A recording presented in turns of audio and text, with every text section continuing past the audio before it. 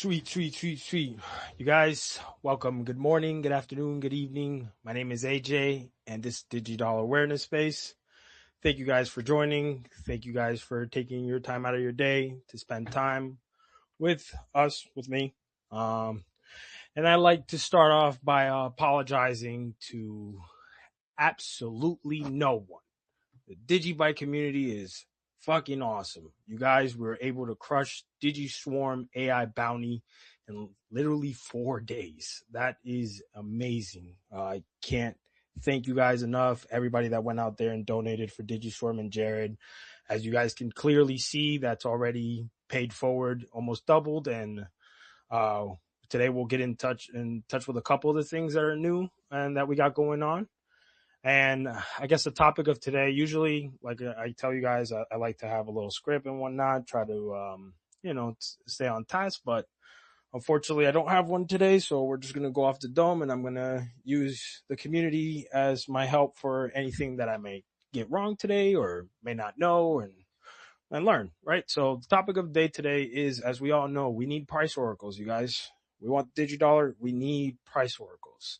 So if we can get trusted community members out there, if anybody can, today, if I can get Green, to step in here and maybe YC and anybody else that can, I guess, give me a hand as to what necessarily we need as far as specs, to become a price oracle, as far as computer specs and, certain things like, right, like, do you need a static IP? What exactly we need to become a price oracle? How's everybody doing? You guys, what's up? What's going on? Yo, yo. Yo, what's going on? What's up, you guys? So how are we looking? How many price oracles are we missing? It's still 4. So we're missing 4. I know Green could probably talk about specs more, but I think the big thing I want to mention about this is there have been folks that have come in to be a price oracle, but I think we need to be a little bit cautionary on. You don't want someone that's completely new to the blockchain, doesn't know how to download a core wallet, doesn't know how to type commands maybe in console when opening a core wallet, because I can tell you in the Gitter, there's a lot of I don't want to say it's customer support, but it's almost like they haven't even gone to the website or done any research on the project, and you're having to handhold, which really sucks away a lot of time from the other pressing issues. So I think the first thing is that you need to have familiarity with the blockchain and how to do the basics. Like, how do you download? I mean, there's a link, so the link tells you everything. To be able to download it, to run it in test mode, to be able to do some basic commands. As I said, Green could probably talk to you about the machine stuff. I mean, from what I understand, it's like a basic computer that at least you have 16 gigs of RAM. And the whole static IP and whatnot, I personally am a Oracle right now, and I don't have a separate server or anything like that. Now, will that change going to mainnet? Possibly. I don't know. But for right now, I have a separate machine that I try to keep up up all the time. So, there have been some downtimes where I'll lose the internet or whatnot, but I use that. It's not like some great machine, but it does the job, right? And so when you do that, there's a way that you can get your Oracle key, and that Oracle key you would have to pass to Jared, and he would hard code it in. Now, I think even the price oracles are going through a big change because I'm not sure if everyone saw the discussion, but a lot of the price oracles will take up a lot of space the more oracles we get. So there's some compression thing going on that Jared's already figured out, which I'm sure is going to be included in all this. But we're at 11. We need a minimum of 15, max of 30 at the time being. Obviously, if we get more trusted members that have been around and have done some of these things, that's going to be much more beneficial. So I don't know if Green wants to add anything, but that's kind of the basics of what I'm under the impression of what's going on. All right. What I wanted to make a suggestion to YC, what are the possibilities of us potentially having a separate Gitter for the price oracles active now? So that way there's a little bit less of a confusion there instead of, cause people might still be wanting to try the test net, or they should be wanting to try the new release for the RC27 that's upcoming, unless it's released already. I know I've been off of X a little. I've been trying to relax. I realized that a couple of my posts was they were shadow banned, so I ended up falling back a little, letting kind of breathe. But I was wondering, like, what are the possibilities of that, or maybe I guess leading because right, we don't know who's gonna eventually come and try to become a price oracle. So at least if we could keep it a little bit more organized and just have a little bit more a little bit clearer for maybe someone like you said that might just come in and it doesn't even know a lot. Yeah, I mean, we can have a separate room. Gitter can create separate rooms. I think the only thing that I would say is that most of the people that are talking right now in the Gitter are the price oracles. So you have a lot of members in there that are just, I mean, we have the room is full of 80 people. And the only reason we're getting new people is because we're putting it out like, hey, we need price oracles. And so people are reading it and they're coming in. And now we're having to, give them a little bit of a cautionary thing like, hey, have you downloaded a wallet, this and that. So, I mean, you can do it, but I mean, I don't know how much redundancy that's going to create because most of the people in the Gitter aren't even talking. They're just watching or lurking. So the people that are talking are like, hey, we're already a price oracle. We're downloading the new RC version. We're restarting the Oracle. Here's some bugs and things that we figured out by testing it. So it's pretty much the core base that's doing it. So I'm not sure how effective that'll be because you're only talking about maybe, a couple people here and there that are the ones that are trying to figure out all the Oracle stuff. Because I mean, we already have 11 and those, they know what's going on. I don't know if that makes sense. Yeah, it does. And another, I know Jared's and the Digiswarm team, those guys are loaded with stuff to do, and I don't know how likely this is, but what are the possibilities of getting Jared to potentially do a quick little video? I know, like, I haven't heard from John Bowden, I believe is his name. I haven't heard from him in a while. I don't know if X shadow banned him or whatever, but that was so far was the go-to guy for YouTube. But I think maybe something like that could also help us. Yeah, I think Jared wants to do the videos, but I think he's also it's a delicate balancing act, right? Because we want to try to get the DigiDollar stuff moving too, even with the latest video. I mean, I told him today, I mean, that video he did on Quantum, it got a ton of engagement. I mean, it was like I told him, I'm like, your videos are great. So he knows that, but it's like balancing, like he's trying to get RC27 out, do the testing with the oracles, then do the compression stuff with the oracles, and now figure out how do we make it more quantum resistant based on his discussion. So I'll delicately nudge him about that, but just understand that if it doesn't come out, it's not anything personal. It's just I think he's wrapped up in so much stuff right now to try to get this thing over the finish line. Yeah, I figured, and just real quick, I'm gonna kind of bounce off, but I didn't keep up today. I wasn't, excuse me, I wasn't able to see the Arizona bill. Do you have any update on that? Yeah, so the Arizona bill, it passed the majority and minority caucuses today in the House. It passed so there was no issue. So John Gotts did a video before the ruling, and what he had said was that he thought that today's would pass.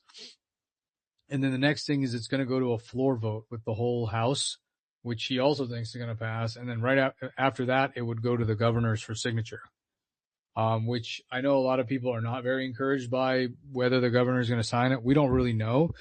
I know some people were commenting like, oh, yeah, the governor won't ever sign it. And I said, well, it's not really about that. It's just about the exposure we're getting. And if another state picks it up as a blueprint and they're more friendly to that and they pass it, that's a good thing. But it did pass today. I'm not sure when that floor vote is. Maybe it's going to be next week. I have no idea. And then it would go to the governors for signature. So it's almost there. And from what I understand, the House will floor vote should pass as well. So the real hangup will be whether the governor signs it or not. I think that's kind of where we're at. Either way, like I said, we're getting exposure that we never had anyway. Yeah, and the idea wasn't really to get the bill passed because I don't think we all kind of really thought that it was going to get passed at all. But the fact that it went this far is great exposure, obviously, and yeah, it's great exposure. And the thing is, like I said, is we're the only community really talking about the bill even now. Like it's just, and it's not necessarily like we want. Yeah, I mean, if the bill gets passed, it's going to be great, obviously. But if it doesn't, just know that Digibyte was recognized as a strategic reserve asset in this kind of bill, and that says something in itself. And I know other states are watching because John's bringing other senators on, and they know what's going on in Arizona. So maybe it won't be in the short term, but it'll happen. And so I think the way I want to just paint this as a narrative, and I made a post about this, is like you look at the entire ecosystem, right? And so you look at Digibyte and you say, okay, it's being considered as a strategic reserve asset. Check over there, because that takes some credibility to do that, right? Number two is it is now also creating the world's first decentralized stablecoin. Okay, so we now know all the ramifications and benefits of that, even industry wide, based on what we already know. Okay, then we know like, oh yeah, AI is a hot keyword and people are talking about it, and blockchains that are implementing it. Well, we're doing that with DigiSwarm. I mean, it's being used like live. People can see it real time happening. And then the fourth thing is we're also quantum hardening Digibyte also. It already is, to kind of coincidentally, it already is, but now we've even got a solution to further that. And so when you look at us as a complete blockchain, dude, I mean, I don't think anyone in the industry has all of these components covered or in the process of covering them. It's pretty remarkable. Yeah, and like the saying goes, we seem to always be Digibyte, us as a community seem to always be on top of everything, or at least be a couple steps ahead Always, of dude. everything. And that video that Jared, I took a couple notes. I'm just gonna read the notes if you guys don't mind. Basically, I'm sure everybody saw the video, but these are my notes that I just took, just so we can touch on this topic too, because I think it's fucking awesome, bro, that we are at, on top of the fact that we are ahead of schedule, right? But I'm okay with delaying the launch of mainnet, because the more privacy we have, the better. And I think that's crucial for us, for our ethos in general. This is what we are based off, right? Pure decentralization and privacy. So I'm just gonna read these notes that I took down, and we'll go from there. So Google released new paper: by 2029, cryptographic computing will be able to break BTC and Ethereum. Quick note there, YC. I know I mentioned to you on the chat. I don't know how well versed you are in this, but like, what are the odds that we could potentially influence Vitalik to, I guess, fork, if that's a correct term, fork Ethereum on Digibyte to bring back proof of work for them? Yeah, I don't know, dude. I mean, I don't know what level of attention or consideration they even give Digibyte. I mean, it's just the great irony of the space is that most of the things that people are afraid of, we're always way ahead of that or have mitigated it. Yet people still don't recognize that, and they go to the things that have these risks. So, I mean, who knows, dude? Anything's a possibility. I think that the issue is that there's so much lobbying and so much political posturing with all these bigger chains that that's what makes it difficult. I mean, if you just looked at it from rationally, like it's like even with Bitcoin, like why didn't they just implement the difficulty adjustment? Why are they still open, have kept that as a vulnerability? Like, I don't understand it. So it's possible. I don't know, but it just seems so far fetched right now because there's so many innovations we've done, and yeah, there's been a lot of chains that have adopted some of the features we've done, but who knows, man? I guess anything is possible, right? Yeah, and then Jared said, so with this new work that they're gonna do, so basically it will be completely private. The pub key will be, the DigiDollar pub key won't be seen, or will it just be that space of the 15-second block? No, it's gonna remove public keys completely, from what I understand. Because I mean, we're mitigated in the sense that 15 seconds doesn't allow quantum, because it says quantum takes about 9 minutes. So if it's in the mempool, like he was saying, it's like on a transaction level and at a like just a resting level, right? If you're just resting and your keys are public, it can go into that. And then if you're going through like the mempool and it's sitting there for a period of time, that's another attack vector. So if you're at 10 minutes to 40 minutes with Bitcoin, well, we're somewhat already circumventing that because we are 15 seconds, right? Now, the problem is if you do DigiDollar and you time lock these things for 1 year, 3 year, 5 years, 10 years, well, your public keys are kind of hanging out there. I mean, and you don't have any way to undo that because you've time locked the asset. Well, if you do something for 5 or 10 years, I mean, and AI comes, you're in deep trouble. So there is a new proposal that came out in rough draft with Bitcoin that essentially gets rid of these, I guess, public addresses. And that's what Jared is going to take and figure out how to implement into DigiDollar. And he said he's already like half already figured it out in terms of planning. Okay, and thankfully we have Dandelion, And Dandelion yes, that's secure, another thing. right? Yeah, So that protocol helps us prevent. And Dandelion like, did not get right now, implemented right? in Bitcoin. They abandoned it.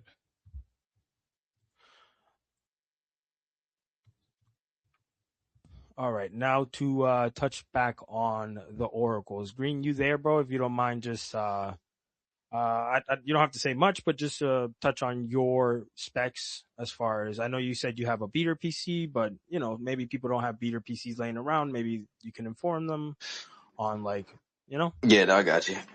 My bad if I sound a little crazy, guys. I've been freaking like sick for like 4 days. But yeah, like 16 or really 8 GB, but 16 specifically to, having more than enough space to, run around and do things on core. Yeah, other than that, just like, beater PC, special $20,000 PC, database server style setup. Doesn't matter. But just for the little guy, for, people just getting in, a normal computer will work, you know, a normal computer will work for sure. And as far as like steps and whatnot, I know the Gitter has everything, but if you don't mind just breaking that down, since you've been, I think, a pretty long price oracle, if I'm not mistaken. You've been doing it since the minute that price oracles became a thing, right? Yeah, no, we were on testnet when testnet was born. Yeah.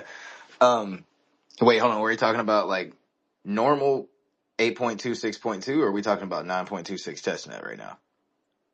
Well, I guess both, right? Because they're gonna have to try in the test net, and then eventually they're gonna have to learn for mainnet. Ah, okay. Well, yeah, testnet. I don't think it really shouldn't even matter what type of PC you're running on, unless it's a laptop. Don't just nobody. Let's just pretend testnet is mainnet.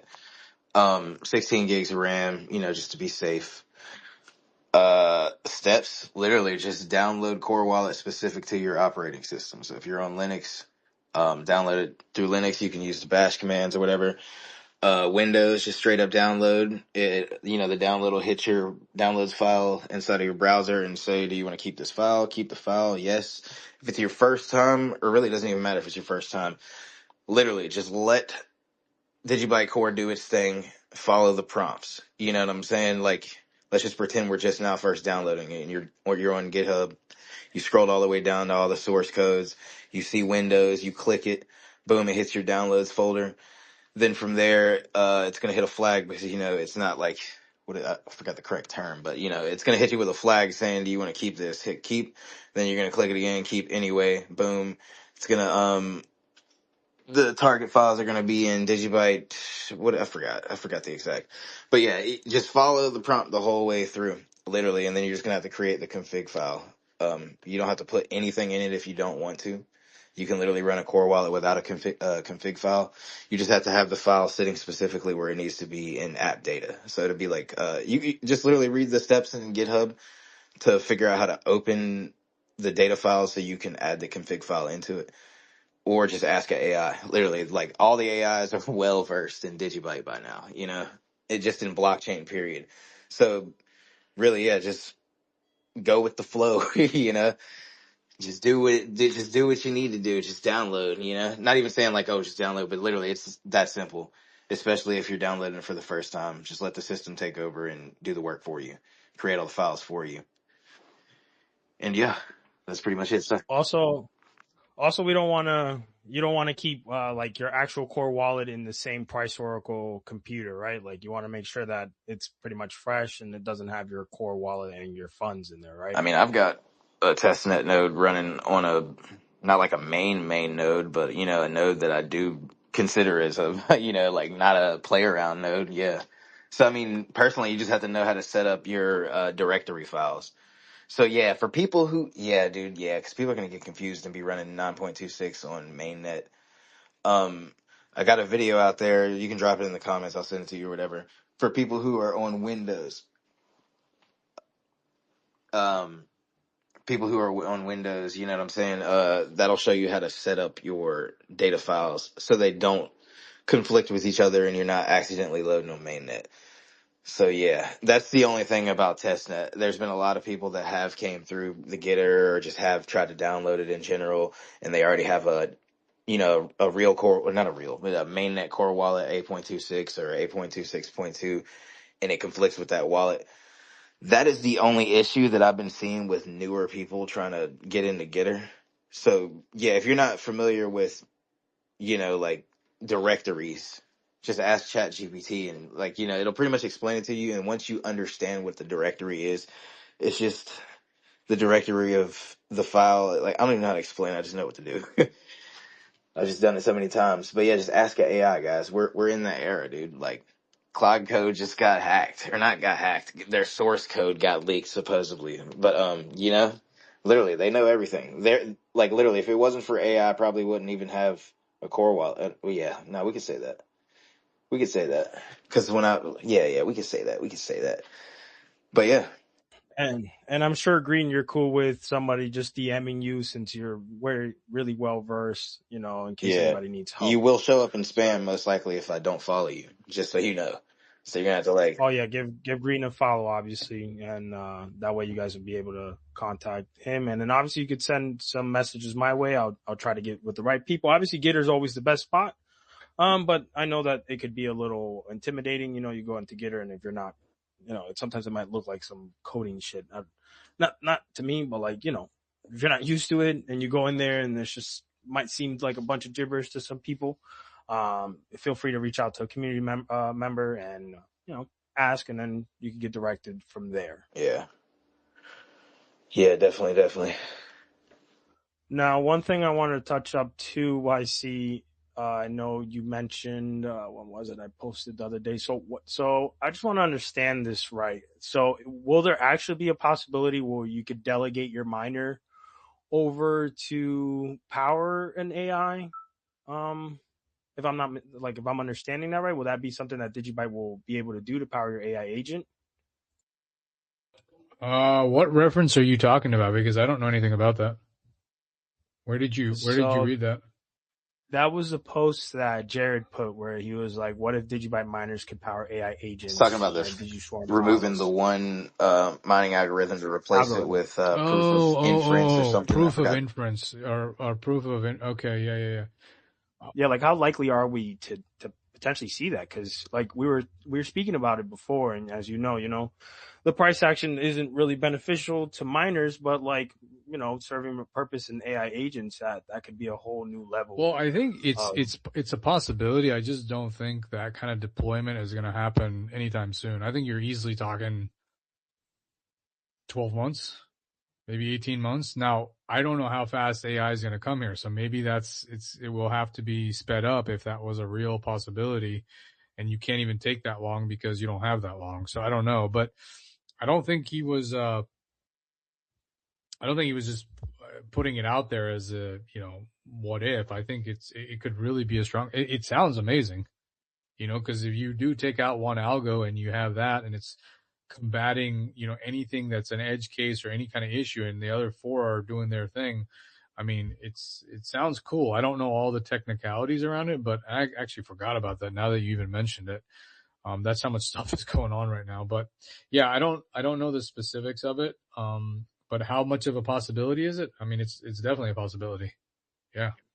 Yeah, yeah, and like what algorithm would it like be replaced? So I use SHA ODO. two six I five think AutoCrypt would be ODO, the one right? that's going to get taken out. Is my Man, if Okay, I'm betting on it, that's what I would think.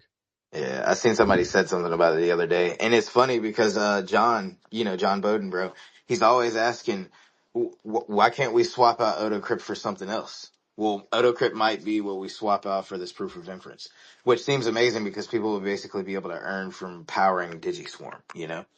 Yep. And the thing is you won't take out SHA because that's basically the main stuff for Bitcoin. You're not going to do script because that's Litecoin. I think Skeen and Quibbit, we're like dominant hash on that, if I'm not mistaken. I think one or two of them, maybe both of them. So, and Odo, obviously it has the, every 10 days and all that, but I think, at least from what I've heard of internal discussions, I mean, this is just what I've heard. It all depends on if actual proposals out there and you have to do the analysis. But if I were a betting man to guess, I would say Odo Crypt would be swapped out. That's my thinking. Yeah, because I'm not mistaken, I think the SHA-265 is the one that is most popular for miners, at least for me. Yeah, SHA-256, yeah. Mm-hmm. Dominant. Or 256. The dominant algorithm for sure. Yep.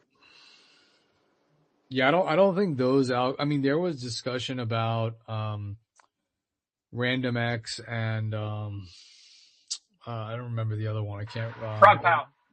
ProgPow, yeah, ProgPow. So there was all that stuff, but the irony is that it was dealing with, well, if price of the native asset went down, would there be a risk of hash power to dominate the algos and all that? And none of that ever came true, right? I mean, look at us right now. We're still up and functioning. And the issue is that as we spent all that time doing ProgPow or RandomX, and by the time we went through 12 to 18 months of testing, resource allocation, this and that, would we have really been any different of a situation, or would there have been mining equipment to dominate those algos too? I don't know. It doesn't really matter because we never got a full-blown proposal on it anyway. But obviously with AI here, things have changed dramatically, and we're seeing things that have taken several years happen in several months. Obviously, you have to have a proper engineer or a really good engineer like Jared and company to do this. I mean, you can't just put garbage in, garbage out. But yeah, it's definitely a possibility. Again, there would be a lot of probably a deep analysis of why to change it and then what algo to change, right? And then it's a lot different too when you're dealing with a project that's, yes, I understand we're not there right now, but at one point we were a $2.5-3 billion chain. I mean, you're trying to take an algo out, and every time algo switches happen, you get a ton of attack vectors that hit you. So you just have to be careful to deploy it properly and make sure, all the checks and balances are in place. So, but yeah, like I said, man, anything is possible, and that could be another thing to the list that would just, change the game again for us. Yeah, and it would incentivize the miners to stay regardless, right? Do you think that could be something where the rewards would be better than mining Digibyte? I mean, I don't see it, right? If price action goes up, but who's to say it can't be dominant, specifically if we need DigiSwarm to do a lot more things at a quicker rate? Yeah, I don't know, dude. I don't know. I'm not a miner. I don't know all the economics around that, but that would just have to be a watch and wait to see how things would develop. It's a great idea to think about. And it makes me excited to think about the possibilities. But I guess for me, I'm thinking short term about how are we going to get pool operators to upgrade to DigiDollar? How are we going to establish liquidity? How are we going to, get the price oracles tested and do all that? And then obviously figure out these new enhancements to mitigate quantum risk as well. So I think that in itself is also going to tell us a lot of information, right? Because as I said on the other spaces, we even have a new pool operator listening on the space. I think it's Hash Max Unity Pool. So we are seeing a lot more pool operators, whether they're solo or just regular mining operations, show up now to mine Digibyte. So there's definitely some economic reason for that. And it could also be that there's going to be a race to try to capture as much Digibyte as possible, in preparation of DigiDollar. And as far as the price oracles go, we can't launch mainnet unless we have the 15 price oracles. In a scenario that we don't get the price oracles at 15, is there still a way of launching to mainnet? No, or we're just you're going to need 15 minimum. Okay. Yeah, I don't think that's a negotiable stance, just because I think the less oracles you have, and there must have been some calculation of why the minimum's 15 and max is 30. Maybe the max is just a soft max anyway, but no, I think there's probably some attack risk if you don't have as many oracles. So no, you're going to have the 15. And that's why we've been pushing to get those 15 so that we can actually do a real live test in testnet of how those 15 operate, what the consensus is, what's the capacity for everyone to have it up as long as possible, be online. So, we have a lot of people that are been part of this community for a long time. I think some people are fearful because they think there's an additional cost for it. They might think their hardware is not good enough. They're a little bit leery of, well, what are the technicalities or how difficult? And, my public message on that is like, dude, if I can do it, anyone can do it, because I don't deal with the super, super technical stuff, but the team inside the Gitter they're very, very generous in helping out. Obviously, you don't want to waste their time, right? You got to still know how to, I know how to download a wallet, and I know how to do basic commands in console, etc. So I do have familiarity with it. But they're more than happy to help. So yeah, to answer your question, no, we need to get the 15.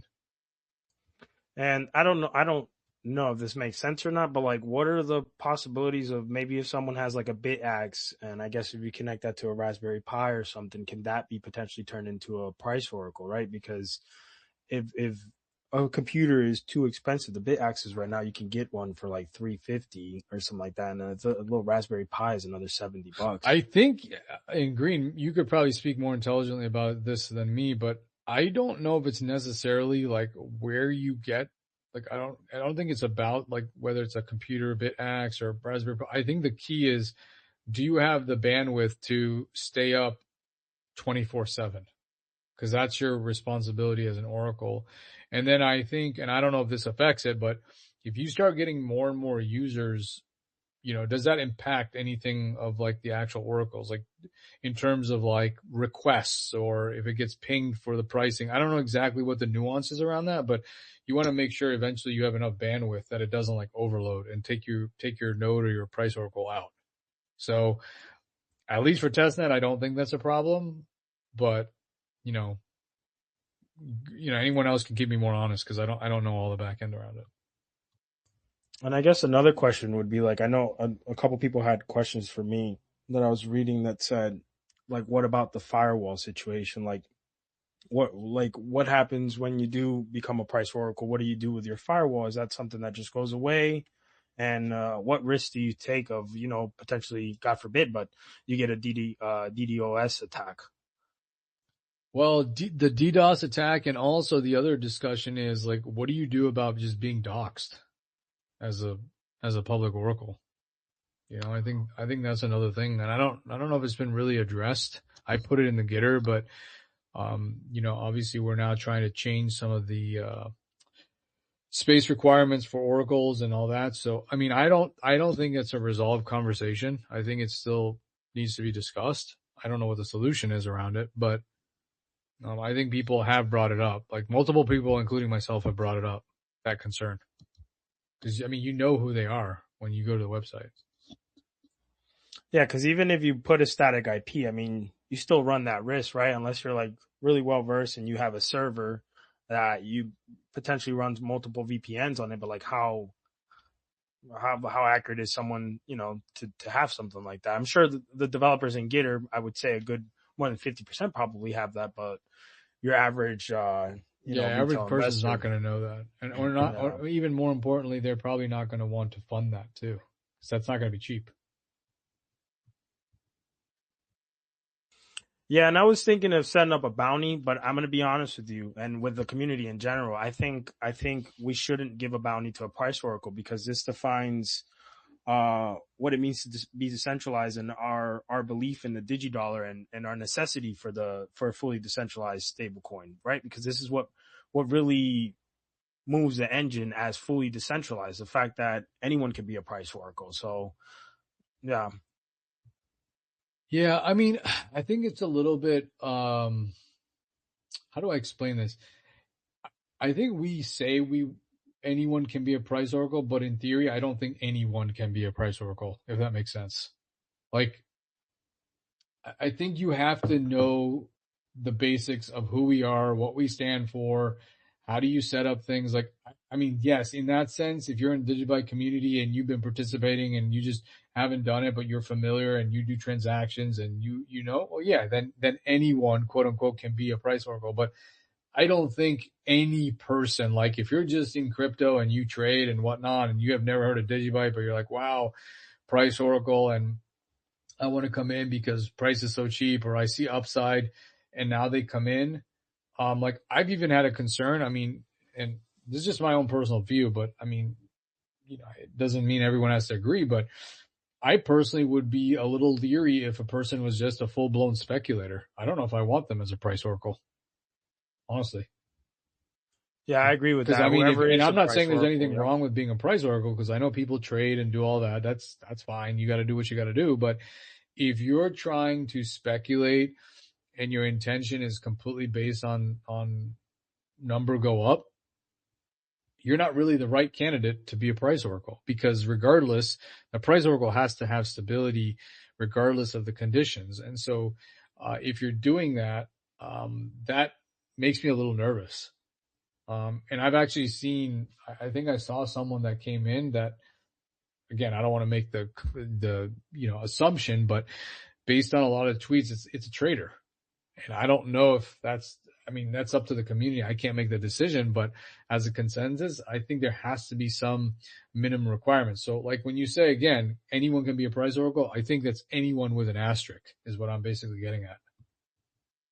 Yeah, anyone with true conviction in the utility Yeah, of Digibyte. conviction. I Yes. mean, and if they want price to go up and they do whatever they do, but they're still willing to keep the infrastructure up because they understand the ethos, regardless of what their portfolio value or whatever. Well, that's a different story. But if you're just like, hey, I'm here, this sounds cool, and then I do it, and then suddenly you're out of the community and you have no incentive and you just shut down your oracle, I mean, that's a problem.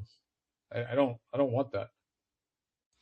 Yeah, and how do we mitigate that also too? That was a rolling because that was the question I was gonna have. Like, what if we do find the four price oracles, and then like in a scenario that they just decide to leave us, like where are we left there, and what if it happens within mainnet? Yeah, I mean, I'm sure there's a plan on what happens because I think that was done in the original plan of like, this is like a potential attack vector is like, or a concern, I guess, is if you have a couple oracles just go AWOL, or, what happens. So again, I don't know enough about it, because that's something we need to flush out, but I know it's been brought up. I mean, I think I even may have said that too in the chat. So, I don't think it's being ignored. I think we're going to have to all vet it out and come up with some type of conclusion. But again, these are all great questions that will have to be addressed at some point, whether it's the anonymity of the oracles, whether it's who do we want as an oracle.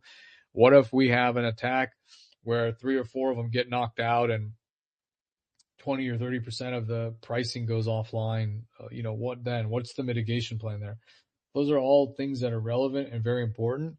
And that's what I'm saying is, it would be good to have those conversations, but also before we even do that, it would be nice to have the 4 price oracles that are trusted to come in and get on board, right? Because then we can actually simulate that real time and test that.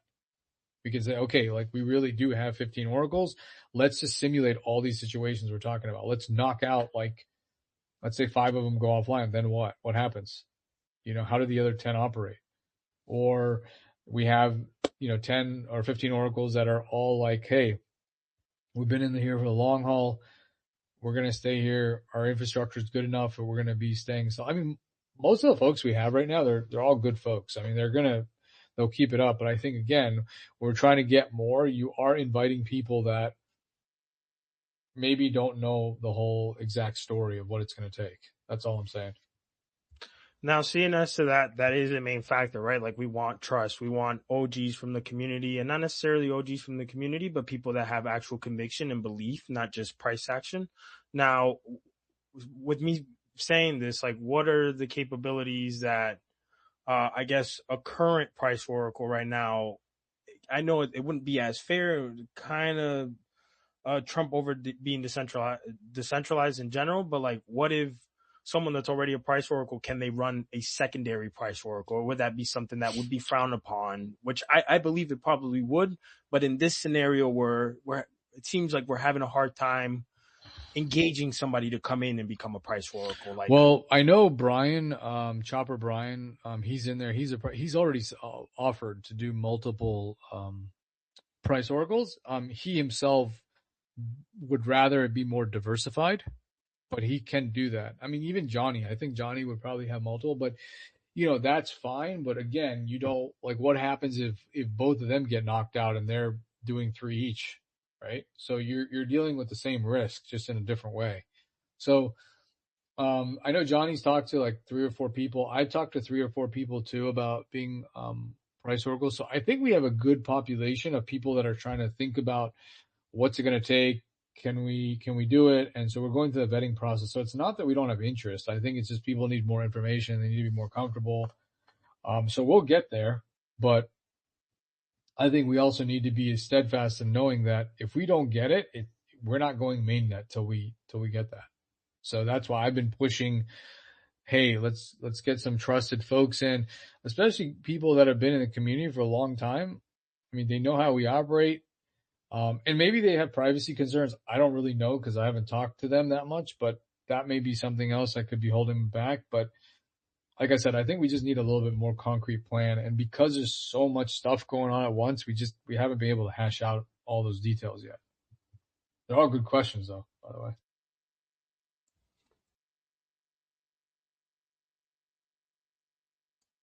yeah, and if that were the scenario, that I guess we'd have to wait off a little bit on the launch of the DigiDollar.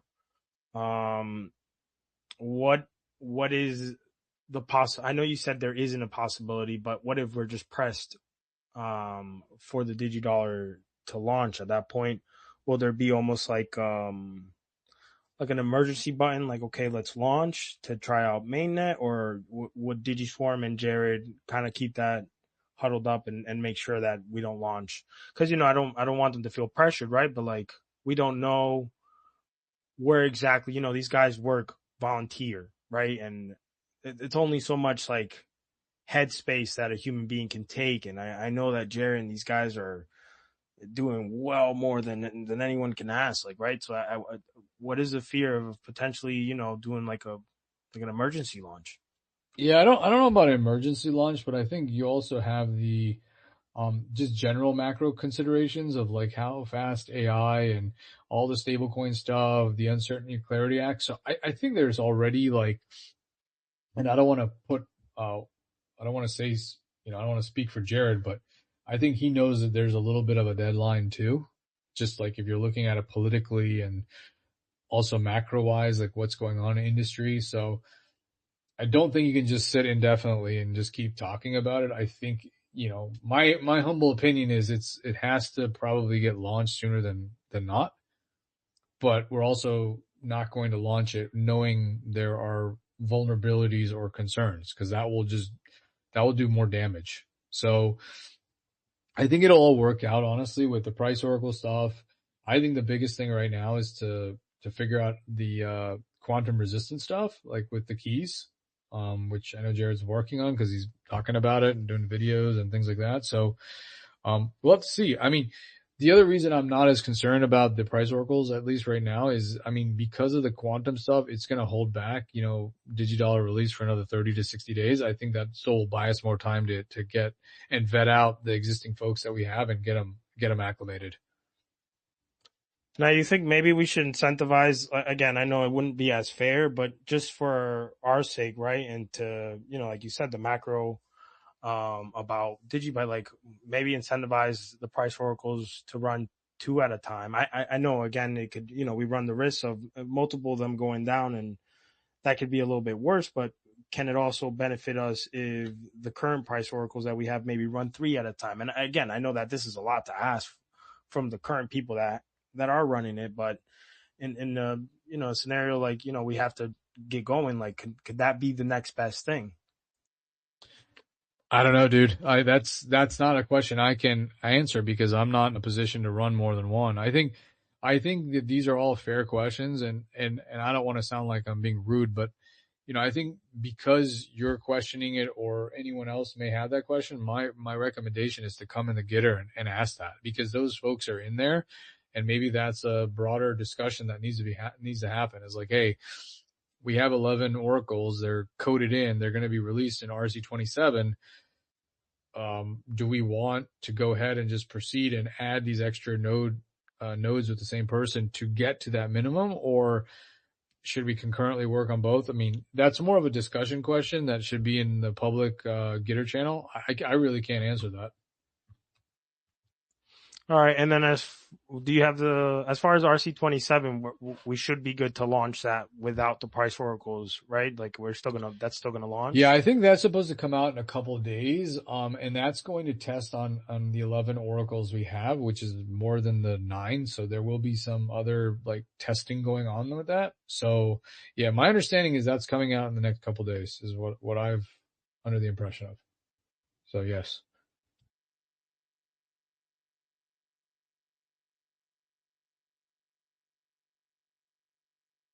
Okay, you guys just give me a second. I'm gonna go grab some water, dude. I'm parched. Give me 1 sec.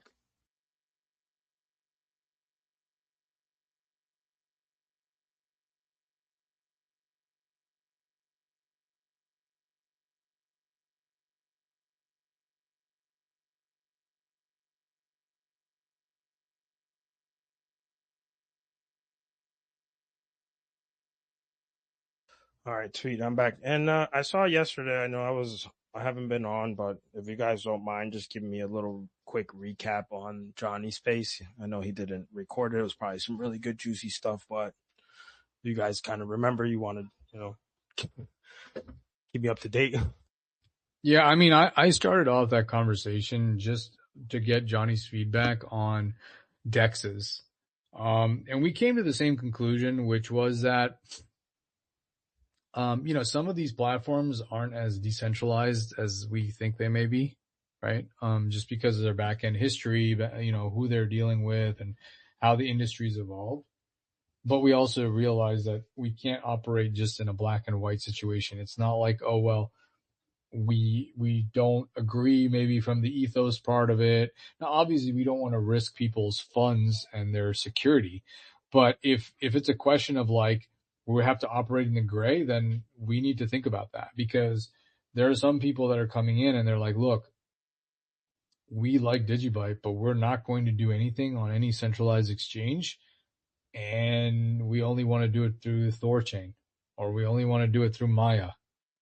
Well, if we're like, hey, we're not going to do that, then we're losing that. We're losing community members, or we're losing, people that want to, buy the asset and get into DigiDollar or whatever it is. And my point to Johnny was like, I know a lot of us have kind of hoped and prayed for these large US exchanges to bring us on board. And it's been over a decade. It hasn't happened. And I mean, I haven't formally seen like I don't know what their back end story is. They don't really say it, but I mean, most of these exchanges are pay to play. They want upfront fee and they want market making. Well, the argument with the DEXs is, well, we can do the integration for free as long as you guys can do the work and submit the requests and do the minimum requirements, but you're going to have to seed it with liquidity. And my point to Johnny was, whether you seed liquidity or market making, you still have to still do that. You're not getting away from it with DEXs.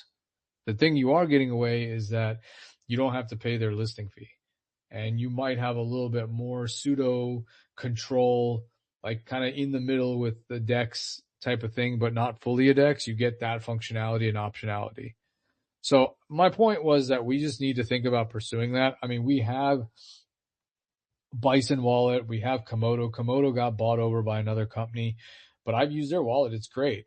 I think someone was mentioning they have like some of the most pairs for Digibyte on Komodo, like of different other blockchains. So it's really dynamic in that sense. But again, you need to put liquidity on there. There has to be people willing to use the platform and use that as another option, because if not, then people are just going to resort back to the centralized exchange. And so that was the I guess the biggest part of the initial part of the conversation was like the whole thing that I think we all need to wrap our minds around. At some point, we're going to have to go after the DEXs. And that's going to require integration work, which may not necessarily be as costly as it was maybe a year ago because we now have the power of AI that can help us. There will still be some costs associated with AI, but it could probably do the work. But you're going to get back to the same position of seeding it with liquidity, because if you don't have a market there, then nothing's going to happen. And I don't really have high hopes with the centralized exchanges. I mean, I probably, just in my humble opinion, because I've been part of every one of them with the applications over however many years it's been, I just think it's a black hole. I don't think you're ever going to get on. I just, that's the reality. So, I mean, unless something crazy changes or somebody's willing up to pony up their quote unquote bounty, which whatever that may be, they have no intention of doing it. And they'll just keep putting you through the ringer saying, yeah, we want to decentralize and have pure proof of work blockchains, but there'll be no intention to list. So we have to start. It's just like we talked about with the whole bounty thing, right? We did on Digiscope. We had reservations or whatever, but you did it. Community stepped up huge. It was amazing. And we're going to have to think about these other options now, because if we don't evolve and we keep thinking the same way, it's just, we're going to miss out. That was the point of it. Yeah, and it's tough, man, because I know he's pressured, and us as a community, we're pressured regardless for, a Digibyte wallet. It would be really cool to get something like Radium, but I don't know how smart it will be for our blockchain to have something like Radium where it technically becomes a proof of liquidity staking, right? And I guess that would be a way to bring in liquidity. But again, I don't know. I think that would be something maybe frowned upon in our ethos. Well, I mean, look, at the end of the day, people can do whatever they want to do. That's not going to stop people from looking at it with a, one eye open, so to speak, right? I mean, because we know what happens on these other chains. We've heard of all the crazy scenarios. Like, we're not oblivious to it. We all know it happens. I mean, we can pretend it doesn't, but we know it does. So you do involve a certain level of risk by doing that. And I mean, I think that's the thing. Like, I know some people will say, hell no, I'm not going to do it at any stake. It just doesn't follow our ethos. It doesn't do it. Now, does that stop someone from actually building it? No, we can't stop it. And then, of course, you have the other argument where, well, you might get more eyeballs. And my point to that is that may be true, but what kind of eyeballs are you getting? Are you just getting all the grifters and the scammers anyway? And now they're going to just try to do the same thing on our chain, which is kind of pushed that out for all these years. Or do you really want like a real like solution on a DEX that you get a mixture of users, right? That's my only concern with some of these other like pseudo like DEX bridges and all this. Like it's who are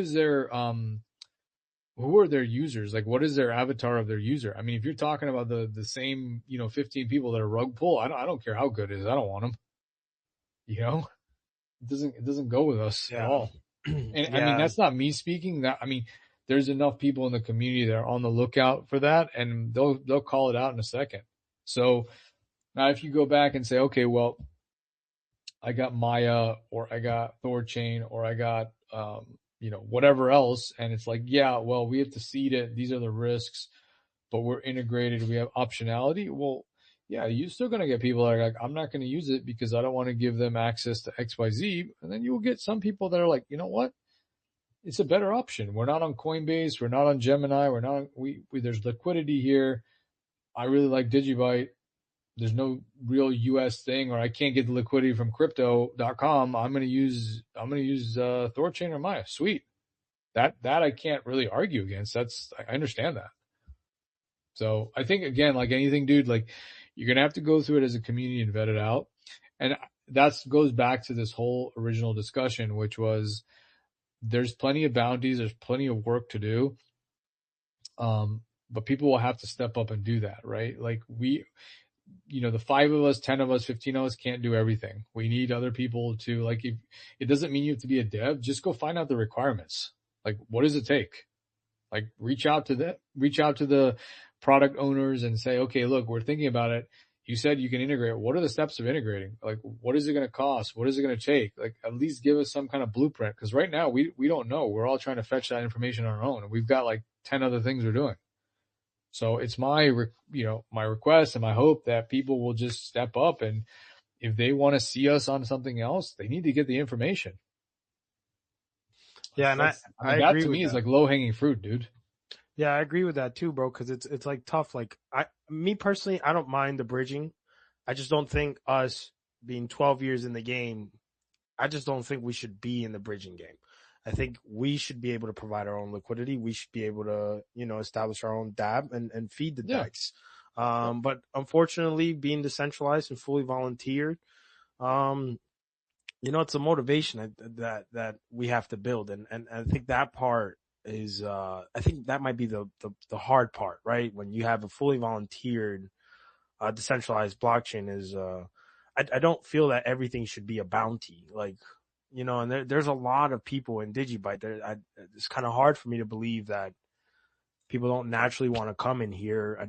Again, I think it's just a lack of, and I may sound idiotic, but I do think it's a lack of like just videos, bro.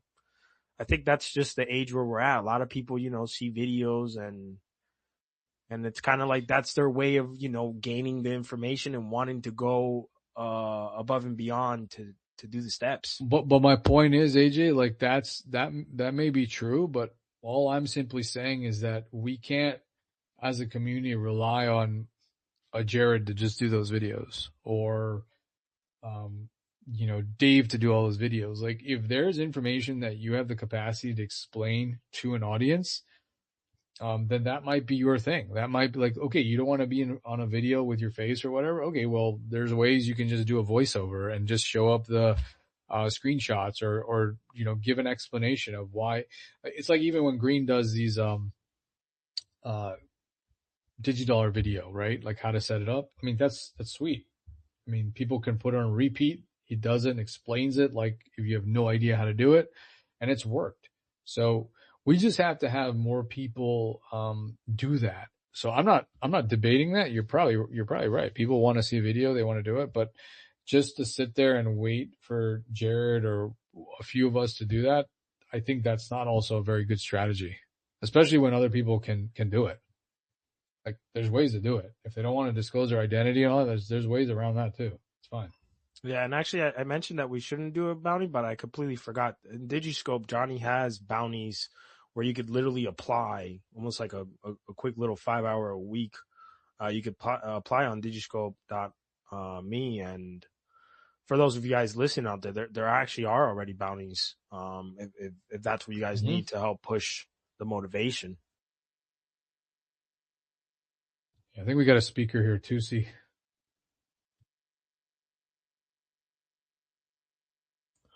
Okay, let me see. He should be good. Hey, what's up, Tuesday? GM Digibyte. Can you hear me? We can hear you, buddy. What's up? I'm good. Happy New Month. Actually, I just joined. I'm trying to read about the project, so I don't really have much to say for now.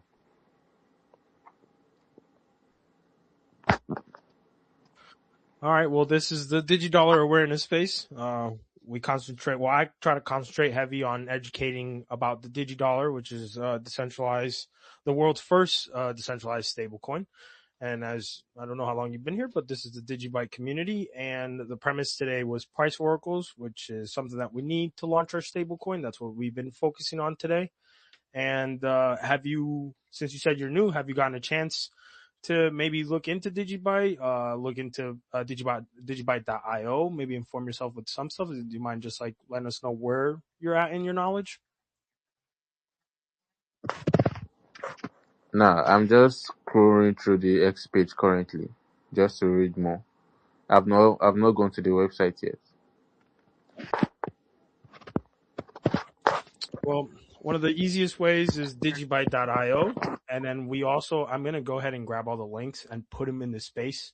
There's a thing called the Gitter, where we're actively having what's called a test net for our release of the DigiDollar, where I implore you to go and check it out and try it for yourself. And any questions you have, those guys are also there to answer, which is fairly quickly and whatnot. Let me go look for those links. I always have the links, and every time somehow I lose them in my email. Give me a sec, you guys.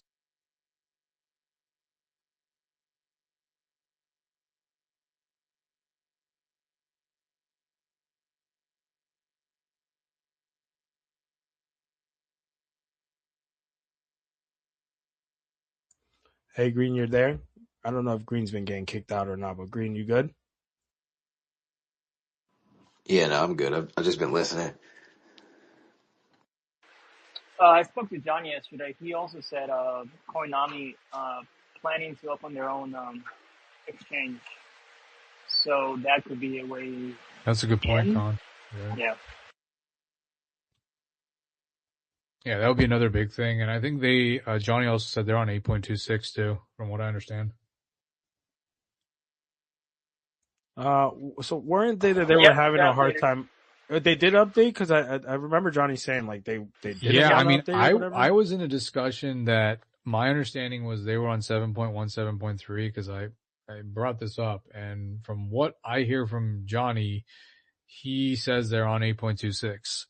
And like Khan said, they're trying to now launch supposedly an exchange, which I think is great because they've supported like DigiID and Digibyte for a very long time. So I have, like I said, messaged them in the past and DM'd them about DigiDollar, but they told me to come back in the conversation. So, like I said, I don't know every single back-end discussion, but I mean, from what Johnny's telling me, if they're on 8.26, that's great. That's good news. So their goal is to be an exchange, or are they just going to be like more like a DEX?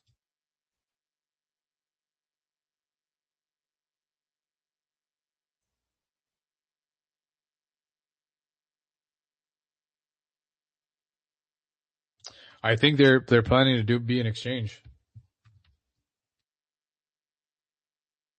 That's interesting. I wonder how that's going to go with their RPC, or if they would move on. I mean, Khan, did you hear the same thing that they want to be more of an exchange versus a DEX? Like I know one's decentralized, but I'm saying like they didn't say anything about being a DEX, right? No, it's probably an exchange. That's what I heard, and obviously Johnny tied into the like probably going to be a subsidiary of Binance. That's what they're going to get their fund, all the liquidity from. So it makes probably an exchange, most likely.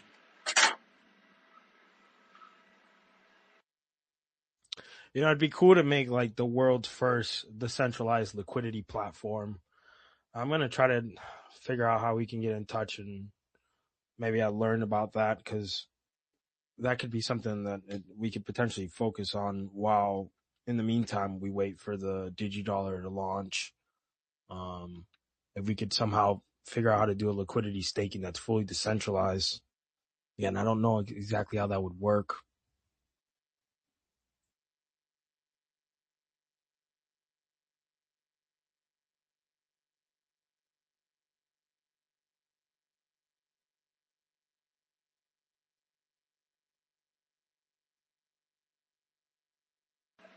As at Oracle, do you have to run it 24/7 like you do the what are they called? The special nodes where it relays back and forth? Does the computer have to be on 24/7? Yeah, it has to be up 24/7.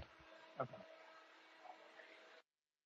Now I know I see you put a bunch of updates on DigiSwarm. Do you mind just updating me on if we're missing anything? I know I pretty much am caught up, but for the guys here, as far as like, if you don't mind kind of just walking me through the fuzz testing a little bit, just to understand that a little bit better. Let me see where that was.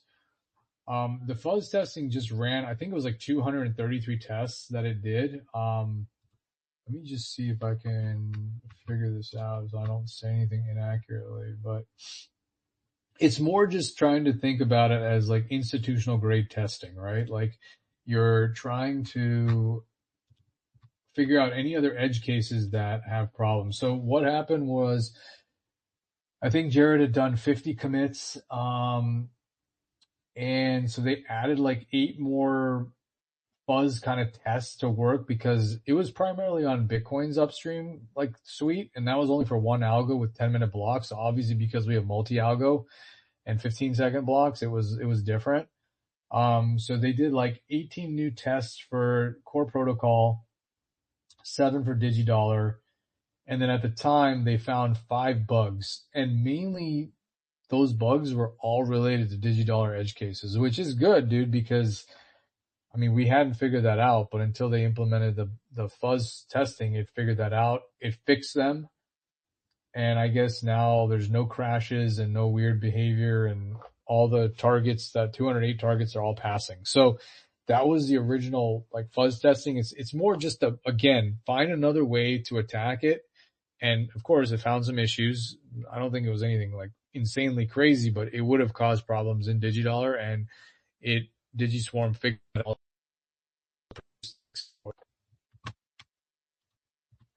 All right, sweet. Hey, Tusi, I ended up putting the Gitter link right under this space. So if you go to this space and you look at the comments, the Gitter is there. Sorry, YC. V2, you have your hand raised. What's up, buddy? Yo man, what's up? What's up? How you doing? Pretty good, man. Pretty good. Welcome to the Digital Awareness Space. What's up, bro? Yeah, I'm good. Just open the space to I see the digital awareness and I see the Digibyte. So I just really want to ask some questions to know like what Digibyte's about or digital awareness. I'm sorry, bro. Do you mind repeating the last part? I didn't really understand it. You said your question are about Digibyte and the DigiDollar, or Yeah, digital awareness. the DigiDollar release? Awareness. He said awareness. Oh, awareness. Oh, awareness. What about the awareness? I mean, that's what my channel, that's what the page is.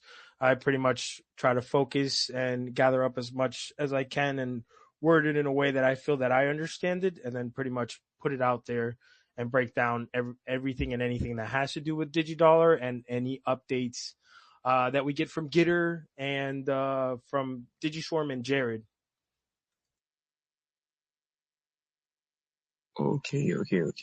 So if I get it right, digital awareness is also part of the Digibyte in it. Yeah, I mean, I'm part of the ethos, bro. I guess I could consider myself a Digibyte maxi. Um, I'm not gonna lie, but that's all I buy nowadays. And I mean, this is the Digibyte community. I pretty much put it there, bro.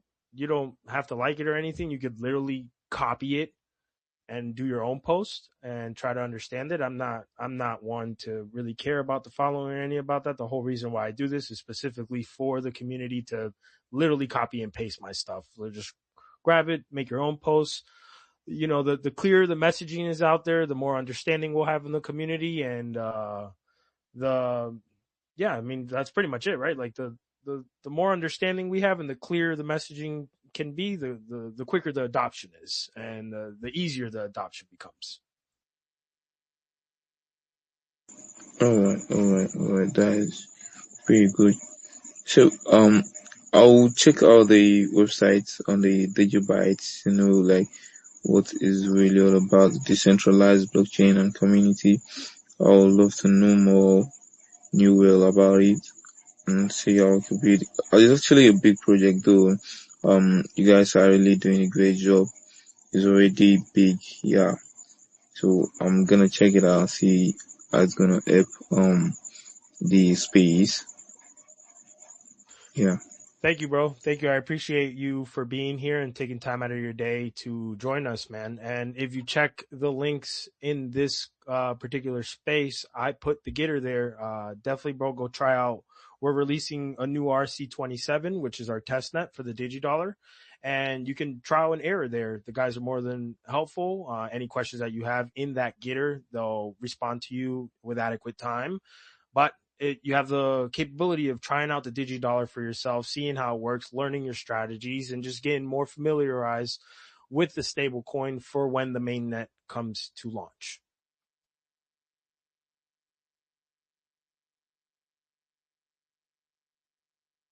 All right. Just wanna check out the Git. And as far as anybody, dude, you guys know me. I use VPNs for everything. So, but I don't know where you're based. If you're based on the States, but why see if you can help me out, or Green, where do you guys buy your Digibyte, if you don't mind me asking, as far as like where I should route people for, KYC? Cause I don't use that. Anywhere while you can, but crypto.com.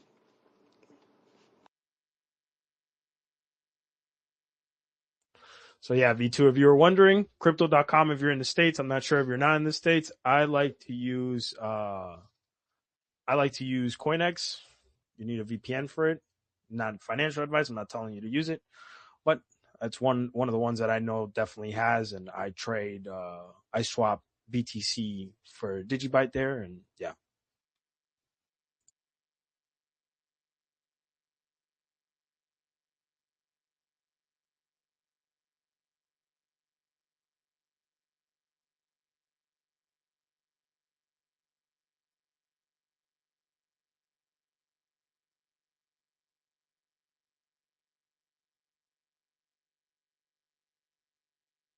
Hey Green, every time I look for your video, Green, of the data one, the data transfer for testnet, I don't know why I can never find it, bro.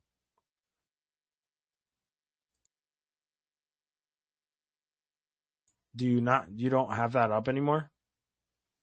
Yo, to Gonzo, I gotta jump in here and say this. I wish I can comment. So the other day, no, I can't give out too many. Okay, so I'm using the Anon keys from months ago, as you know, I'm using the Anon Digi ID to do things, right?